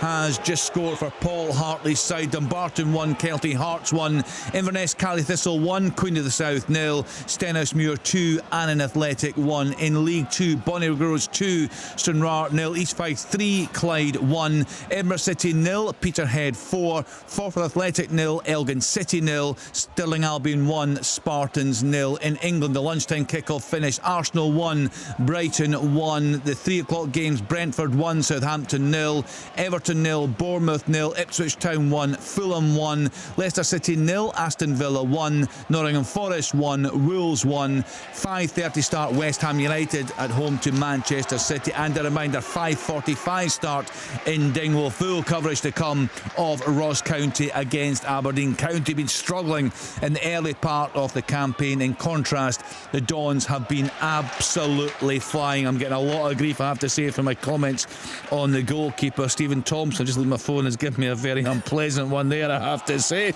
Yes, I'm not getting a lot of support for that, but it was a good goal, you'd have to say, by Mikael Mandron. Just having a wee look, Billy and don't Stephen. worry, Tomo gives everybody he does. So just yourself and Stephen, you had a good look at the incident Stephen described. The penalty was not back. The referee was over for a long time. looking at the VAR screen there. So what we've been told is, after reviewing several angles, the match official decided to stick with his original on-field decision. That was of no penalty, because the opinion was the contact was below the threshold. I saw that. But so it's not actually about, we were debating, was the Motherwell players, Paul McGinn's foot just outside the area, although the St Johnstone players was on the line. But this is actually now, the debate is around the contact, not enough for a penalty. Yeah, well, we're speculating because we're not privy to the live, and we're wondering why it's taking so long. You think, you can only imagine, because it was a foul. Yeah. I mean, if it's anywhere else in the park, the referee sees that properly, it's a foul, it's given.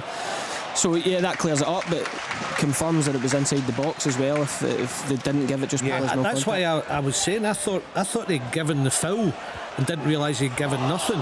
I thought they'd given the foul and they were debating whether it was in or outside the box. That's where I was going. But when I heard that it's the threshold of the contact. It is a foul, isn't sure it? About that. I thought it was a foul. I'm not just being biased, it is a foul. No, you're not. There's no brotherly love there. Right, Everton have scored. They've had a dreadful start of the season, 1-0 at home to Bournemouth. Was someone just about to tell us about a chance? Yeah, half chance for Partick Thistle, but it's come to nothing, Kenny. Right, OK, let's get back round the grounds then. Let's get to Dens Park in the sunshine and hear from Stephen Craigan. Yeah, first of all, Kenny, there was a sub at half-time for the visitors, St Mirren. Richard Taylor didn't appear for the second half, and Alex Shakabiti has came on for him. We've now just had a long stoppage in play. There was a knock to the face for Billy Cometio, and he was down for a long time. He's now gone off the pitch, and it looks like Ethan Ingram is going to come on. So we've had a delay for the last 4 or 5 minutes. It's kind of broke up the rhythm of play, but Tony Docherty, his side, are just playing with 10 minutes a minute. They have a free kick wide on the right-hand side, so he'll want to try and capitalise on this. Right, OK, Stephen McGinn is with us in the Sports Sound studio. Chance, Kenny. Check, on you go. Another chance for Morton. J. Emmanuel Thomas used to be known as Jet. I think single prop now would be an adequate description of him. What a chance. Great move down the left-hand side. For that sort of quality of broadcasting. Just an opinion, yes. We guys brilliant. If you'd seen this miss, it's a great move. Morton, a wonderful move. They get up the park. He's played in first time and just inside the 18, round about the penalty spot, and he just skied it halfway up the Clyde. It's the dreadful finish. What a chance it was. Still 2-2. I saw him score an absolute belter for Livingston one night. Absolutely fantastic. But the guy, just no consistency at all in his game. He'd be a really frustrating player, I'm sure, for a manager. What a chance for you, Stephen Craigan? Yeah, a chance from that free kick I was talking about, just in front of the dairy, opposite the main stand. Great in-swing and free kick.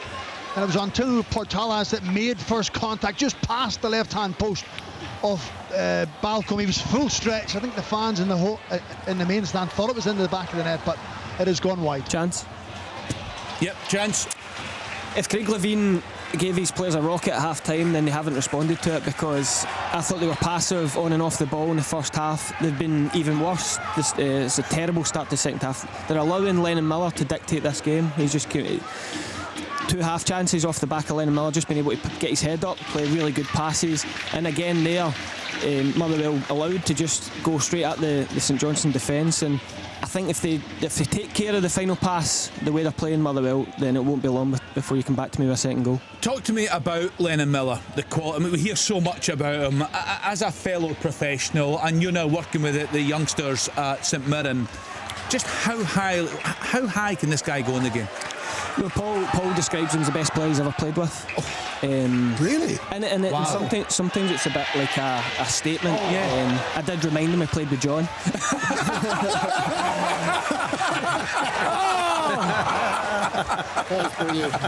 And he stuck with his original decision.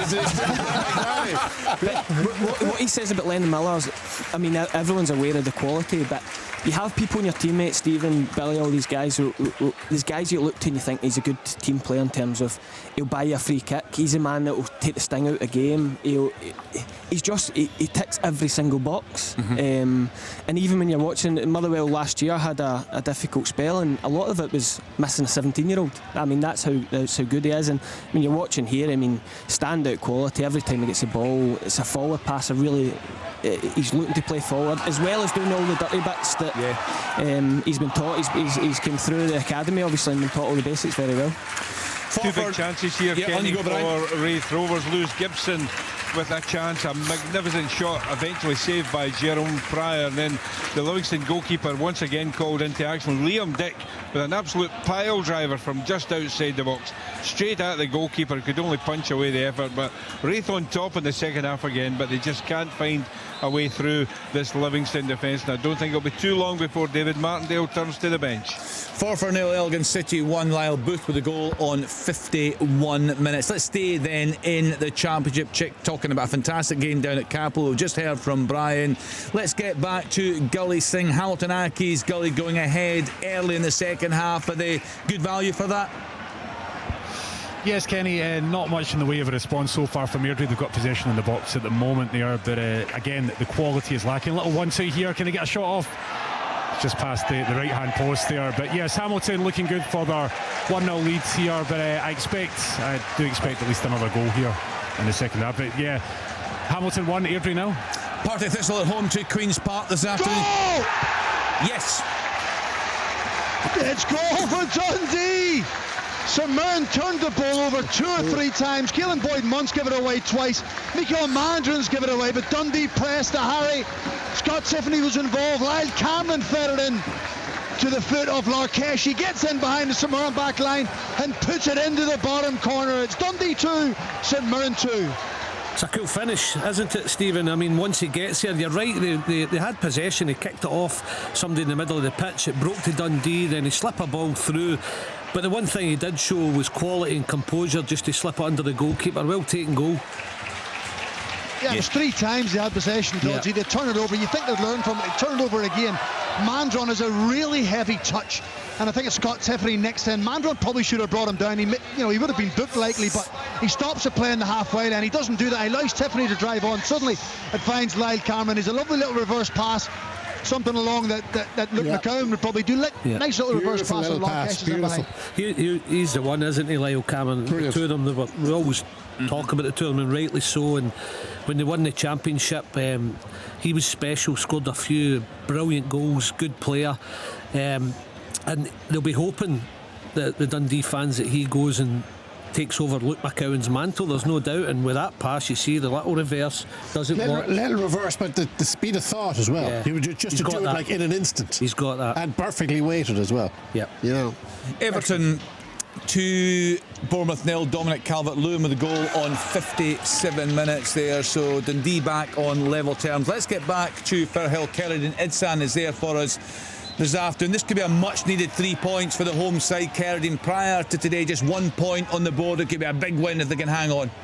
It could, absolutely, Kenny, and by a similar stretch. It's a bit disappointing from Queen's Park, who got 4 points from their opening 3 championships games that haven't really turned up today so far. I can't remember homekeeper Miles Roberts having a single save to make the goal. The only goal of the game so far, it went in early, 11 minutes. It was simple, a Harry Milne header from Kyle Turner's corner. This one nearly doubled their advantage about 10 minutes ago. James Lyon shooting just wide, and I'm really just waiting for Queen's Park to do something. They're trying to do something just now. Best move of the match so far. Finally a save from Miles Roberts. That's much better from Queen's Park. I think that was Dom Thomas with a nice shot, good power on it, decent save. He was always going to save it, but finally a bit of action for the homekeeper Miles Roberts. 1-0 to Partick still. You sounded like Alan Partridge there. I knew you were going to say that, Tom. I knew, as soon as that was out, that's on next week's highlights reel, isn't it? I can just see that being played back for Open All Mics next week. I'm waiting for the back of the net when somebody scores. Stennismuir 3 and an Athletic 1. Blair Alston with a goal there on 57 minutes. Guys, what be your thoughts? Will you kick us off in this? The Scotland squad was announced this week for the upcoming double-header in the Nations League. Ben Doak back into it. Max Johnson called up, and also Ryan Gauld was probably the headline news. Your thoughts on? I was going to say, see what happens. We give youth the chance until you mention Ryan Gauld, who's 29 now.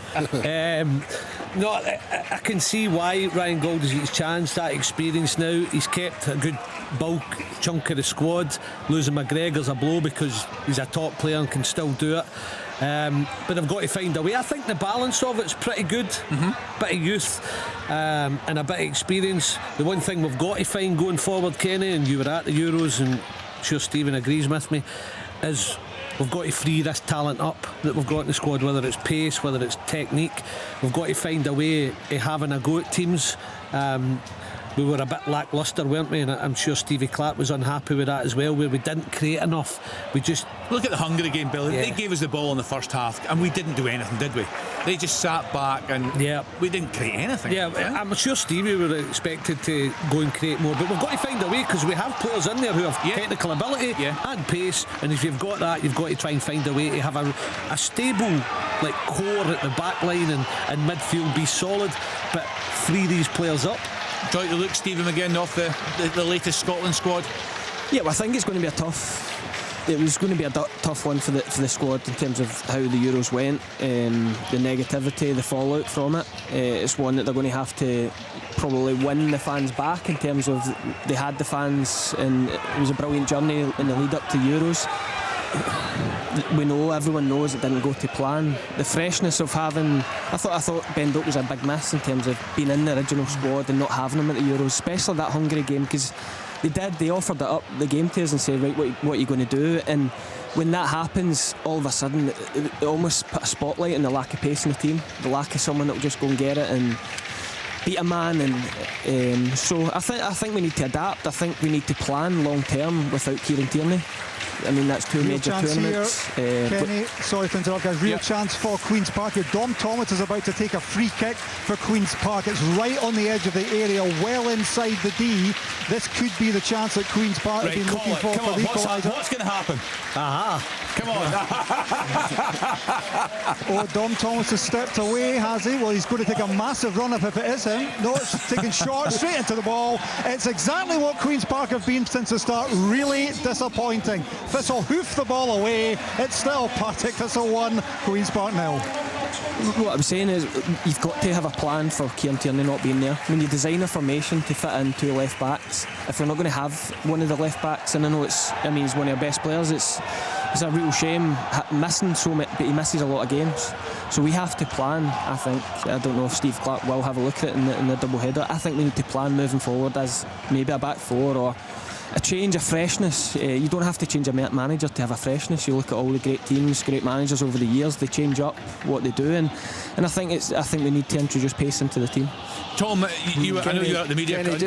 On you go, Chick. Yeah, just from one McGinn to another, because Niall McGinn has made his debut for Morton, has come on in a triple substitution with Lama, Reynolds and Cammy Blues with Moffat. Ali Crawford and Jet, as I said, has gone into the hangar. So it's a debut for McGinn. He's not been great. Let's see how good the repertoire is. See if you can give us two more of these before the end of Open All Mics, Chick. Right, you've had two already. Give you a song if you want. It's made a career. Yeah, I remember when Connor Salmon signed, it was an absolute nightmare, if you all remember. Just you were at the media conference, Tom, the other day, the Scotland manager. Do you know, one thing that I don't want to say I'm disappointed in it, but you know, when Chris McLaughlin was asking him just about the Euros and how he's feeling about it, Chris was talking about maybe how the Tartan Army were feeling, and he said, who have you spoken to? How many have you spoken to? Almost like the manager was saying, I don't believe that the Tartan Army didn't come back from that tournament really disappointed, which I think by and large you're going to say they did. I know. I think. Yeah, I know. I mean, I remember it, and it was quite feisty, that one. Steve Clark knows the Tartan Army were bitterly disappointed. Yes. He knows that, right? I thought Clark was a bit silly to make an issue of that. I don't know if there's a beef between him and Chris, but it certainly felt like it. I mean, it just seemed to be a strange one to take issue with. It was a perfectly sensible, reasonable question from Chris. So I found him feisty. I found him focused. Certainly sounded up for it. Another campaign. And when he wasn't, and various reporters tried to kind of get a few kind of insights from him about whether he was going to change. Is he going to go change to a 4? Is he going to play with a bit more width? Is he going to try and just change up the team a bit? How is he going to bring in a more creative, more dynamic element to the team that's been sadly lacking for so long in Germany, but pre-Germany as well? He wasn't giving any of that away. He did say that he wasn't going to kind of throw it all out and start again. So for me, I think the first Nations League qualifier, I think the starting team is going to be very, very familiar. So that's Thursday night. Full coverage of sports. I think it's going to be a very familiar team. I'm not sure Doku's going to be in it. I'm not sure, Tommy Conway. I don't think he's going to be throwing in surprises. What about Ryan Gauld? Are you happy to see him in the fold? Yeah, I am, yeah. It's amazing, isn't it? 10 years ago, as an 18-year-old, he was called into the Scotland squad. It hasn't been seen since. The new Messi 10 years at the time. Yeah, absolutely, yeah. The mini Messi. He's had to wait an awful long time. He hasn't thrown the toys out of the pram. Fair play to him, because a lot of journalists have given him a lot of opportunity to do that, because it's been a very good story for him at Vancouver, and his whole career has been fascinating, actually. Yeah. But he's never thrown a strop, and he's now getting his reward. He will get a cap in these 2 games, you would hope. Chance he deserves one. Yeah, chance, Stephen. Oh, brilliant defending. Really good defending. You can see how frustrated Motherwell are. Stephen O'Donnell's been really frustrated with Tony Watt since he came on. So wasteful in terms of the opportunities St Johnstone have got. I can't actually believe how bad St Johnstone have been, to be honest. I can't believe they've not made any subs yet. That's how poor they've been at the start of this second half. But it was just a break, another Motherwell corner. They finally get Kim Pioka running at Motherwell, and really good defending, recovery defending, all the Motherwell guys sprinting back. But corner to St Johnstone. Yeah, it'll be interesting. You talk about how bad they are. We now get the fans on in the 5:30 part of Sports Sound, and those on that day last season, Tom, I think it was after a defeat in Paisley, off the top of my head, with a St Johnstone fan on. He's been going for years. Said, I'm not going back as long as Craig Levein is the manager. He said, because the football is so attritional, it's so difficult to watch. Now, obviously, he kept them up after inheriting a bit of a mess, I think it's fair to say. But you just wonder at what point. Chance Partick Thistle. Yeah, great save. The goalie. Really nice football from Partick Thistle. Brian Graham playing in the on-rushing left back. Harry Milne, and out came Jack Wells to smother the danger. He's actually put it out for a corner kick. Really good stuff from Thistle. They still lead by a 1-0. Another chance here for Motherwell. Ewan Wilson, straight right, just does enough. But this is nothing to do with style of football. This is effort. Right. This is Motherwell players have just been allowed to just get their head up and pick passes, and they're just, other than Motherwell being toothless and sloppy in the final third, this could have been anything. Stephen, do you know what it reminds me of? It reminds me of watching a pre-season friendly. That's the way they're playing it. Yeah, Stephen, take it away. Yeah, what a save by Ellery Balcombe. Simon Murray, his first real shot on target, his first opening this afternoon. I have to say, just before that, him and Alex Jakovic were wrestling, they were headbutting each other. Everything was mental what was going on. Anyway, Alex Jakovic fell over, Dundee continued on. And it was Simon Murray went through, had a really good strike, and Balcombe, as we've witnessed already so many times this season, down to his right-hand side, keeps the ball out. It should have been 3-2 to Dundee. They're getting some amount of runners beyond that St Mirren backline. There was a midfielder, there was Murray, eventually gets popped to him. It's a great save, because you know what, Craigs, he doesn't do it much wrong. He hits it down. Thistle. Yes, Carradine. 2-0 Partick Thistle. I think the credit is going to go to Aidan Fitzpatrick for the shot. There was a massive deflection, though, that looped the ball away from Jack Willis. We have played 71 minutes. It'll go to Aidan Fitzpatrick. It is definitely, though, Partick Thistle 2, Queen's Park 0. Yeah, Balcombe's a good keeper. I was down at the pre-season friendly when they played down at Morton, and you're right behind the goal there. You're watching everything he does. He was so sharp, and that's his distribution that night. They've got a good history, actually, St Mirren, haven't they, of finding good goalkeepers? Yeah, nice to hear going back on the goalkeepers union to try and protect them. Say one's doing really well. Jamie Langfield's record's been really good since he went in there. Yeah, I don't know what he does, but Balcombe's been a brilliant sign. I thought the night against Barani was going to be unbeatable, and he ended up a real good finish to beat him. But yeah, another smart signing from St Mirren. I want to come back to you just on St Johnstone, Steve. It's interesting to get a bit more detail on it. Just some latest scores: Forth for 1, Elgin City 1, Stuart Morrison with equaliser for the home side. Leicester City 0, Aston Villa 2.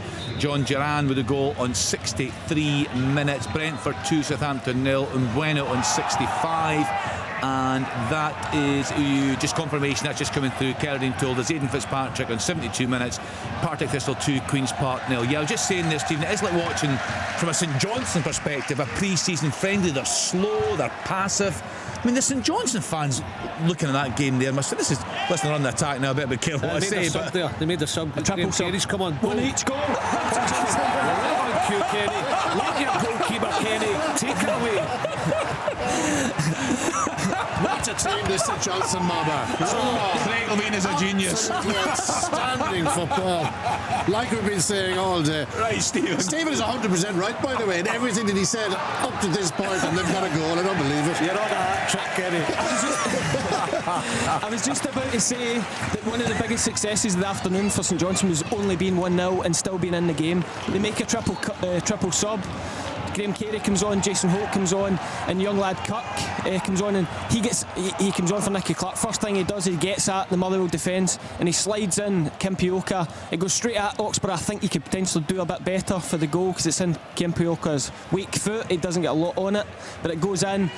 And what a triple sub that is, one each. Nice nutmeg as well. We're talking about young boys. That's been the theme of the programme coming on. Kirky's lad, and I mean, the brilliant piece of play. See the Motherwell player coming, little nutmeg, and a great pass again. Like I was going to say Luke McCowan, but Lyle Cameron. Yeah, I mean, it's Stuart Kettle. If they don't take all 3 points here, he'd be absolutely fisting. Kenny, going back to you, right? I know why you've said it. I've watched a lot of the Dundee St Mirren, but every time, and you can answer me, Stephen, every time I've looked up at the St Johnstone Motherwell game, it's like second ball, you said effort. It seems as if Motherwell were picking everything up. This has been the theme of the game. St Johnstone just passing it about the back, then eventually they go long, and then Motherwell pick it up, usually unopposed. What they've got now with the introduction of Jason Holt in it, brilliant. He's got a forward run. All of a sudden he's onto the balls. Goes at the crossbar. A lovely header, looping header by Lewis Vaughan, substitute not long off the bench. The ball played deep to the back post, but it looked all but certain to end up in the back of the net. The Livingston goalkeeper was rooted to the spot, but came back off the underside of the bar, and it's now been cleared out for a corner to Wraith Rovers. They've been dominating this second half. We've played 72 minutes here at Stars Park. It's still 0-0. I can't quite believe it. Stephen, St Johnstone, you look at St Johnstone, do they have the players to play a more ambitious, adventurous style, or is it just they're just not to do that? Because you look at them now, they have a bit of verve about them. Yeah, but what you've got in just a few minutes, you've got the energy, enthusiasm of Kirk coming on. Jason Holt, still, he's making forward runs. Graham Carey, they've come on and just gave a bit of oomph to the performance. Yeah. Everything else been, I don't know if it's a lack of confidence or nobody's taking any responsibility. They feel it feels like they're miles away from each other, and even then, all of a sudden you see Graham Carey run out to Andy Halliday, put a bit of pressure on, you make him pass out the pitch. Sometimes you can think you're working hard, you actually aren't, and sometimes it can be an introduction of a Jason Holt or someone to say, right, come on, let's get after it here. It's a starting point, the basics, isn't it? Hard work, graft, and then if the technical ability or the bit of skill comes along, then it's a bonus. But it's hard to believe, even just watching this short sample, how Graham Carey can never be out this St Johnstone team. Right, let's get back to Dens Park. The game there, Stephen Craigan finally in the balance. Well, it is, but it looks like if there's going to be a fifth goal, it's going to come from the home side. They've really got the bit between their teeth. That equalising goal has completely galvanised them. We spoke about the Simon Murray chance. This is Dundee's 9th game of the season. And in every game, Kenny, they've scored a minimum of 2 goals. I mean, that's an incredible record. I mean, that's great as a manager, because even when you're not playing well and suddenly you find yourself behind, there's a spirit and a determination and a belief amongst this group that even if they are behind, they can chase after games. They've got quality at the top end of the pitch that can get them goals. Of course, defensively, they'll be disappointed with the goals they've conceded today, but they really are giving it a go. And of course, they're shooting down the hill, which they always like to do here at Dens Park. St Mirren, I wouldn't say they're hanging on, but they haven't been as good or as effective in the second half as what they were in the first half. And Dundee will be hoping with all this pressure and the momentum they have that they can find a winner in this game. But St Mirren have just got to make sure they stop giving up easy opportunities. And as Dodgy said, playing high and allowing simple balls and simple runners in behind. So in the Premiership, Dundee 2, St Mirren 2, St Johnstone 1, Motherwell 1, 5:45 start. Full commentary to come. Ross County at home to Aberdeen. Somewhat. Goal. Right, I'll keep talking. Home team anyway. Is it home team? Right, it's in the Championship. Dunfermline 1. I think I know where it's going. I can see something flashing up. Dunfermline 1, United 1. This may change. Hamilton Accies 1, Airdrie 0. Gully. It's come up on my screen, Hamilton have scored. Obviously, we've had some technical difficulties this afternoon. So 2-0 it's saying here to Hamilton Accies. Morton 2, Falkirk 2, Park Thistle 2, Queen's Park 0, Wraith Rovers 0, Livingston 0. But a great chance a short time ago, as Brian was telling us, for the home side there. Gully, you've got a second goal. Yes, it's Hamilton 2, Airdrie 0. I felt the second goal was coming, and it was Ollie Shaw on the double. Airdrie failed to provide any response to going a goal behind early in the second half. Hamilton, Stephen Bradley's been close in the last few minutes, but it's Ollie Shaw on the double. 3 points, looking safe here for Hamilton. Hamilton 2, Airdrie 0. Right, so just to go through the scores then in the Championship, just go over them for you again. 1 apiece, Dunfermline against Ayr United, Hamilton Accies 2, Airdrie 0, Morton 2, Falkirk 2, Park Thistle 2, Queen's Park 0, Wraith Rovers 0, Livingston 0. Just looking at that Championship table, Airdrie, it's been a real struggle for them this season, and behind this afternoon away at Hamilton Accies. Into League 1 are Broth 0, Alloa 0, Cove Rangers 1, Montrose 0, Dumbarton 1, Kelty Hearts 2, Inverness Cally Thistle 1, Queen of the South 0, Stenishmuir 5, Annan Athletic 1 in League 2, Bonnyrigg Rose 2, Stranraer 0, East Fife 3, Clyde 1, Edinburgh City 0, Peterhead 4, Forfar 1, Elgin City 1, Stirling Albion 1, Spartans 0. And in England this afternoon, full-time score, 1 apiece, Arsenal against Brighton, 3 o'clock starts, Brentford 3, Southampton 0, Everton 2, Bournemouth 0, Ipswich Town 1, Fulham 1, Leicester City 1, Aston Villa 2, Nottingham Forest 1, Wolves 1, 5:30 kick-off, West Ham at home to Manchester City. Billy, we were due to have Alan Savage on, the former chairman of Inverness Cally Thistle, who's trying to turn things around at the club. It's been a difficult time for them. We couldn't get him on the phone. As everyone knows, we've got technical issues in the programme this afternoon, but we've managed to bring you a decent programme so far. Just how difficult was it for you in your time up there? I guess trying to protect the players from everything that's going on in the background. It's a huge job when the business doesn't marry up with the football sometimes, and I was very keen to make sure that the business side didn't interfere with the football side. Go on, Chip. It's a huge goal. Falkirk have taken the lead. 3-2. Alfredo Aguiman, the substitute, come on, jinked to his right, kept it low, and the thousand or so Falkirk fans, the wee Dublin end, just rush forward at Capello to celebrate. What a dramatic game this has been, and there's something about Falkirk, Kenny, there is something about them. They have battled back into this, 2 down, and now they're 3-2 ahead. Yeah, 2 down and 3-2 ahead. 1,000 fans down there. Steve, just before I come back to Billy, of course, about the feel-good factor around that club right now. We know their strengths at home and the big turnouts that have been, but they're travelling big numbers as well, don't they?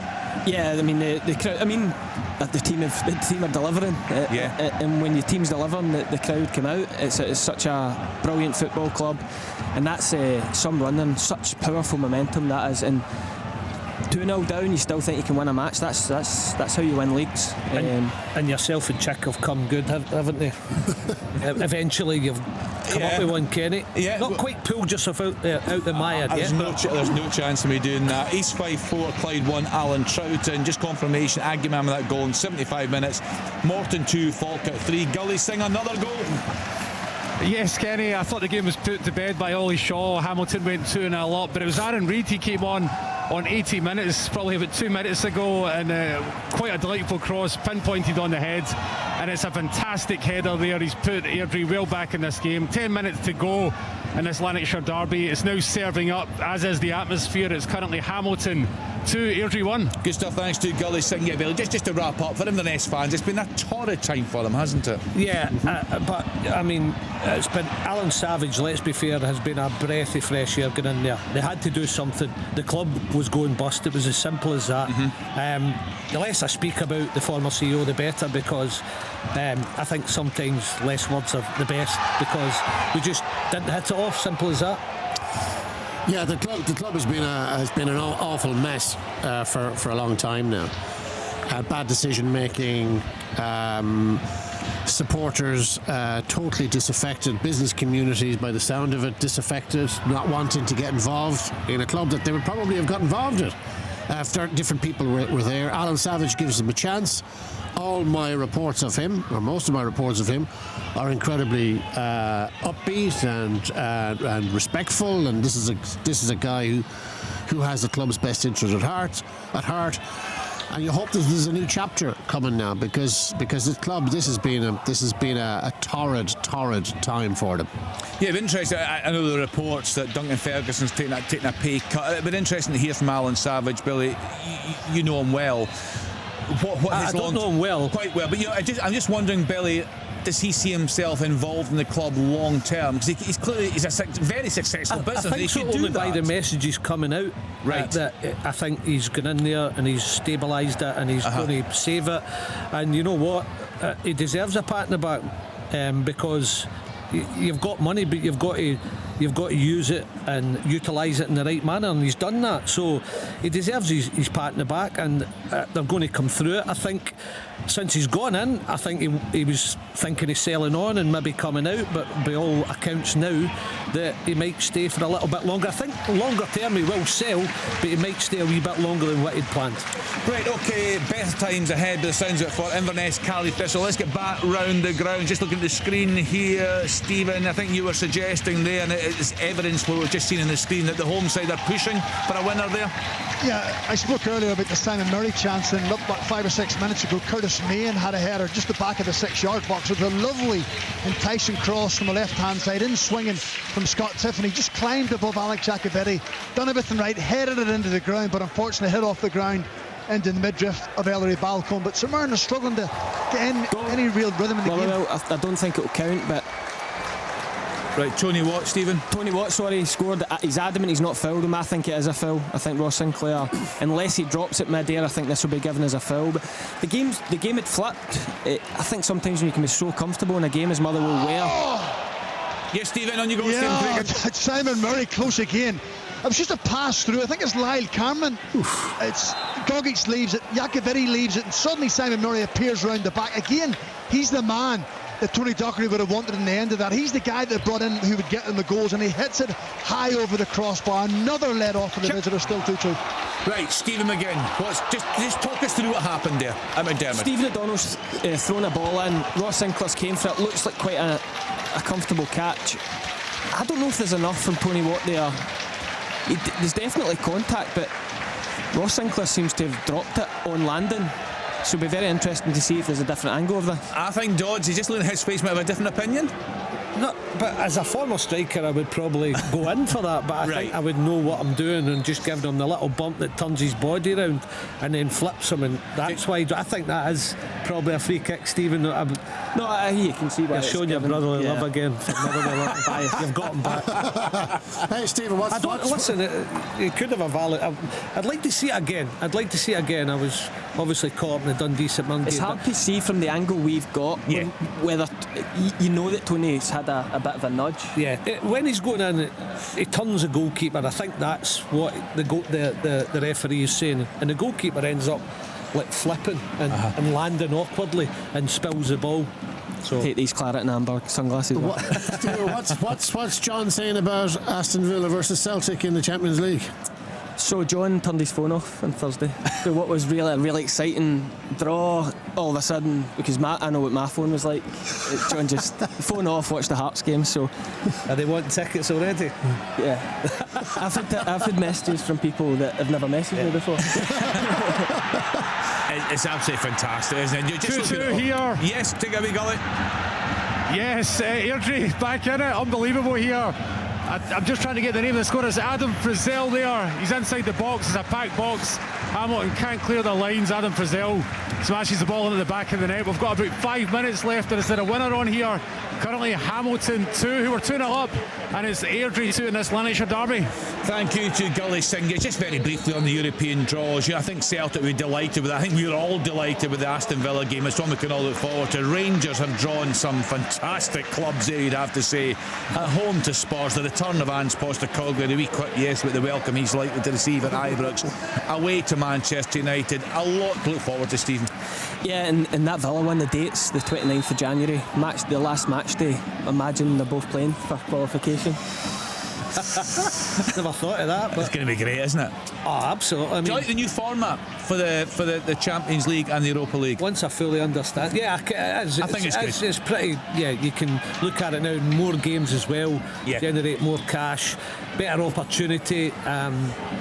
Cut at the end as well for a lot of teams.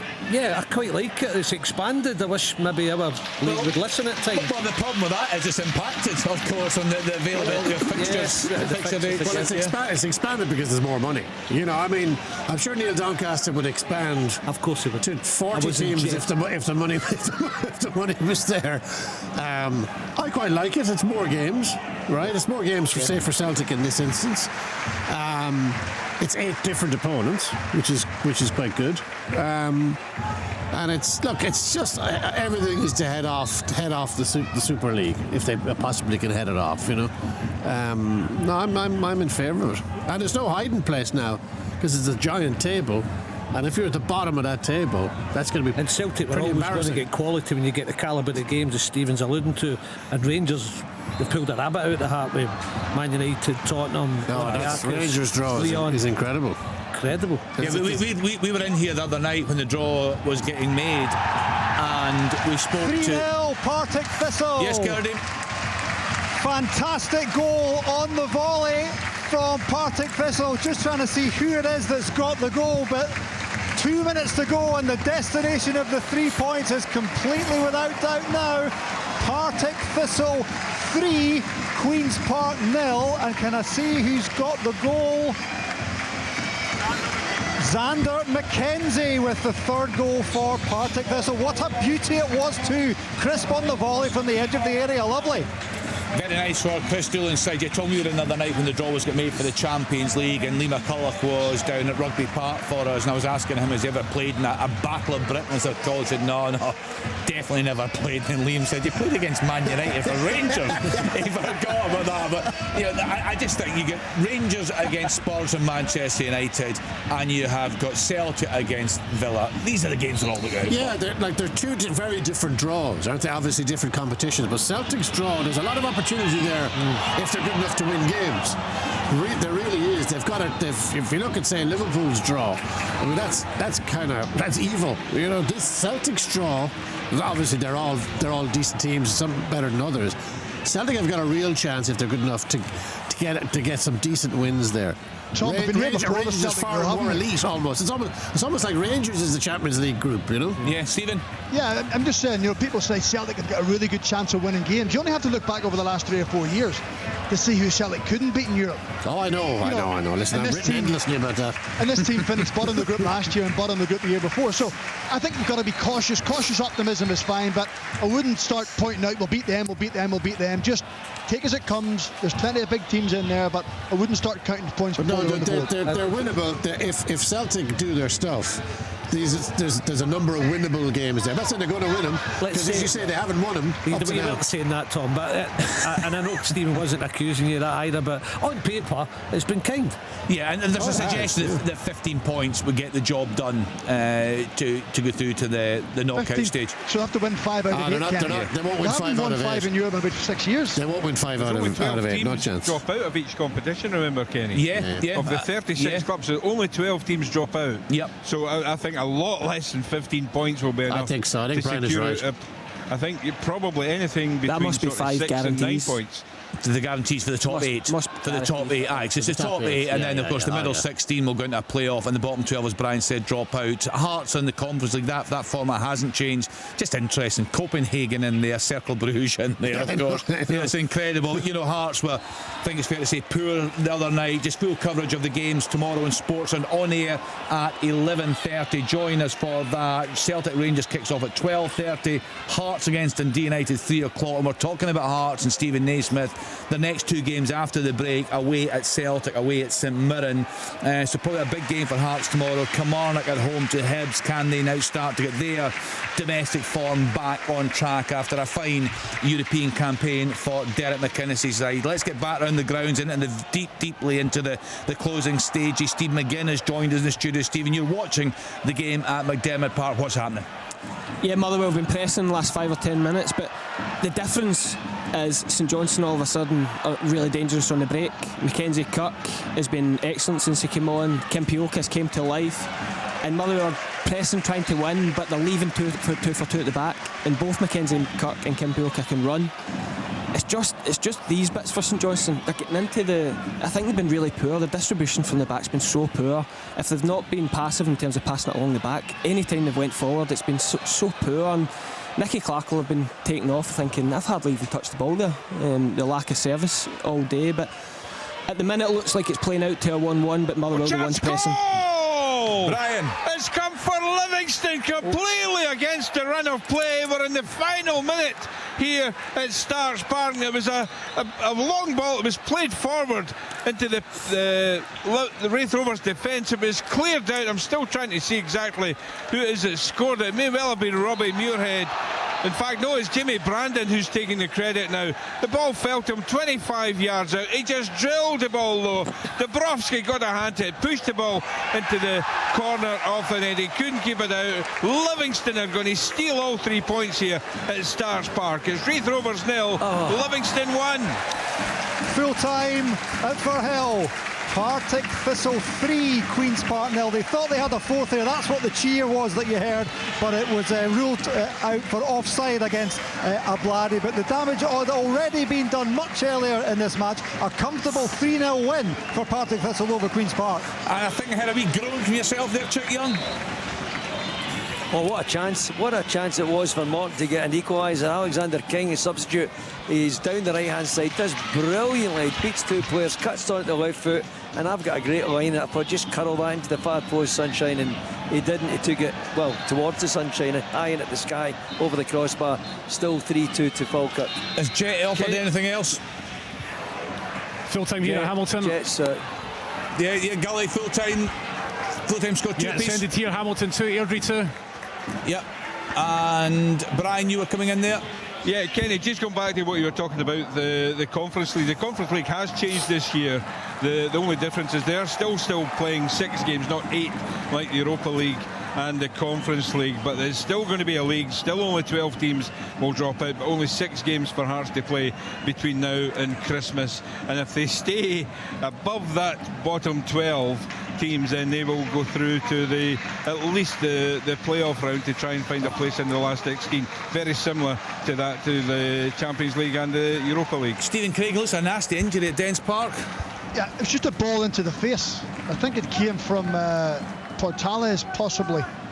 The ball comes to him to clear it, and he's right into the face of Adowu, I think it may be. And it's always funny, not funny, but there's always a cheer when someone gets a ball in the face. But the physios are on very, very quickly, so it was just a ball. It wasn't an elbow, it wasn't anything else, and thankfully it looks like he's back to his feet.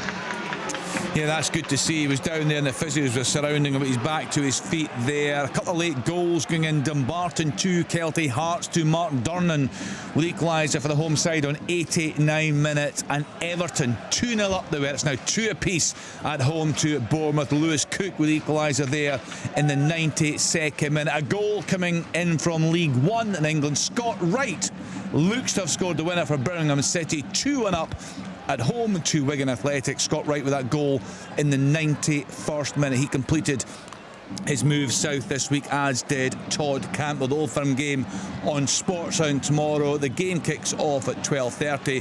Sportsound on the air from 11:30. So still playing there. That injury, thankfully, as you say, Stephen, is cleared up, but looks as if we're going to get a share of the points up there.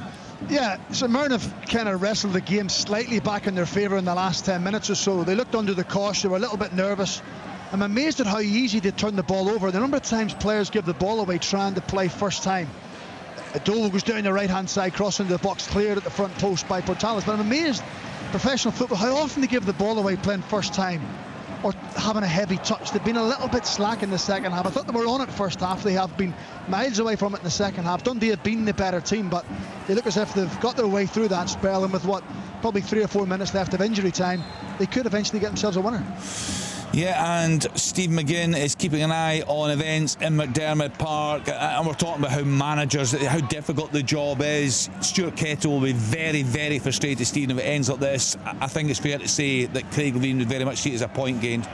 Yeah, absolutely a point gained for St Johnstone. As I say, Tony Watts he hasn't looked sharp at all since he came on. I don't know if he's not had a pre-season with whatever happened at Dundee United, but he's just looked quite sloppy at times, looks a half yard off his usual match pace. But yeah, when Stuart Kettlewell watches this game back, he's going to be so frustrated. It's going to be a game he can't believe they've not won. I know there's still time, he could go and win, but it was so easy for them. The first hour was so easy for them, and then that triple sub happens, they switch off a bit, give away a cheap goal, and he's going to watch this game tearing his hair out.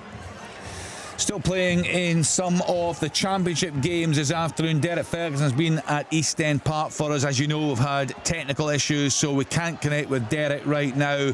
Last we heard in that game, it was 1 apiece. Dunfermline going ahead through O2 in 15 minutes. Watcher equalising for Scott Brown's side on 22 minutes. Deep into stoppage time there at East End Park. It finished Hamilton Accies 2, Airdrie 2, Morton 2, Falkirk 3. Chick Young is there for us. It's been an absolute belter down there this afternoon. It finished Partick Thistle 3, Queen's Park 0, and still playing. Brian McLaughlin at Starks Park. Yeah, we're into almost the 6th minute of added on time here, Kenny. It's Wraith Rovers 0, Livingston 1. I have absolutely scratched my head here as to why Wraith Rovers are losing this game. They've been in complete dominance in this second period. Kevin Dabrowski very much just watching on for the second period of game. All the play has been up towards the Penman family stand here with Wraith in ascendancy. However, the final whistle has been blown by referee Colin Stephen. Just a single goal coming in the final minute of 90. Jimmy Brandon, right foot shot low into the bottom right hand corner, and Livingston have stolen all three. It's Wraith 0, Livingston 1. Yeah, club you'd think badly in need of a new manager, and perhaps, just perhaps, regretting the decision to part company with Ian Murray. So Wraith Rovers 0, Livingston 1, Partick Thistle 3, Queen's Park 0, Hamilton Accies 2, Airdrie 2. Still waiting for the full-time scores to come through. Still playing, Chick, yeah. Any threat of a home, an equaliser, Chick? Well, they've got a free kick in their own half, and they've just loaded everyone right up the park. I think De Geernich's thinking onto the pitch himself. The goalkeeper's launched it into the Falkirk box. It's actually not long enough. They've got a throw in again. Referee's looking at his watch. The referee's been Graham Granger, I think, who has contributed to this game because he's let things flow. Remember, Morton were 2-0 ahead. Falkirk got back to 3-2, and there it is.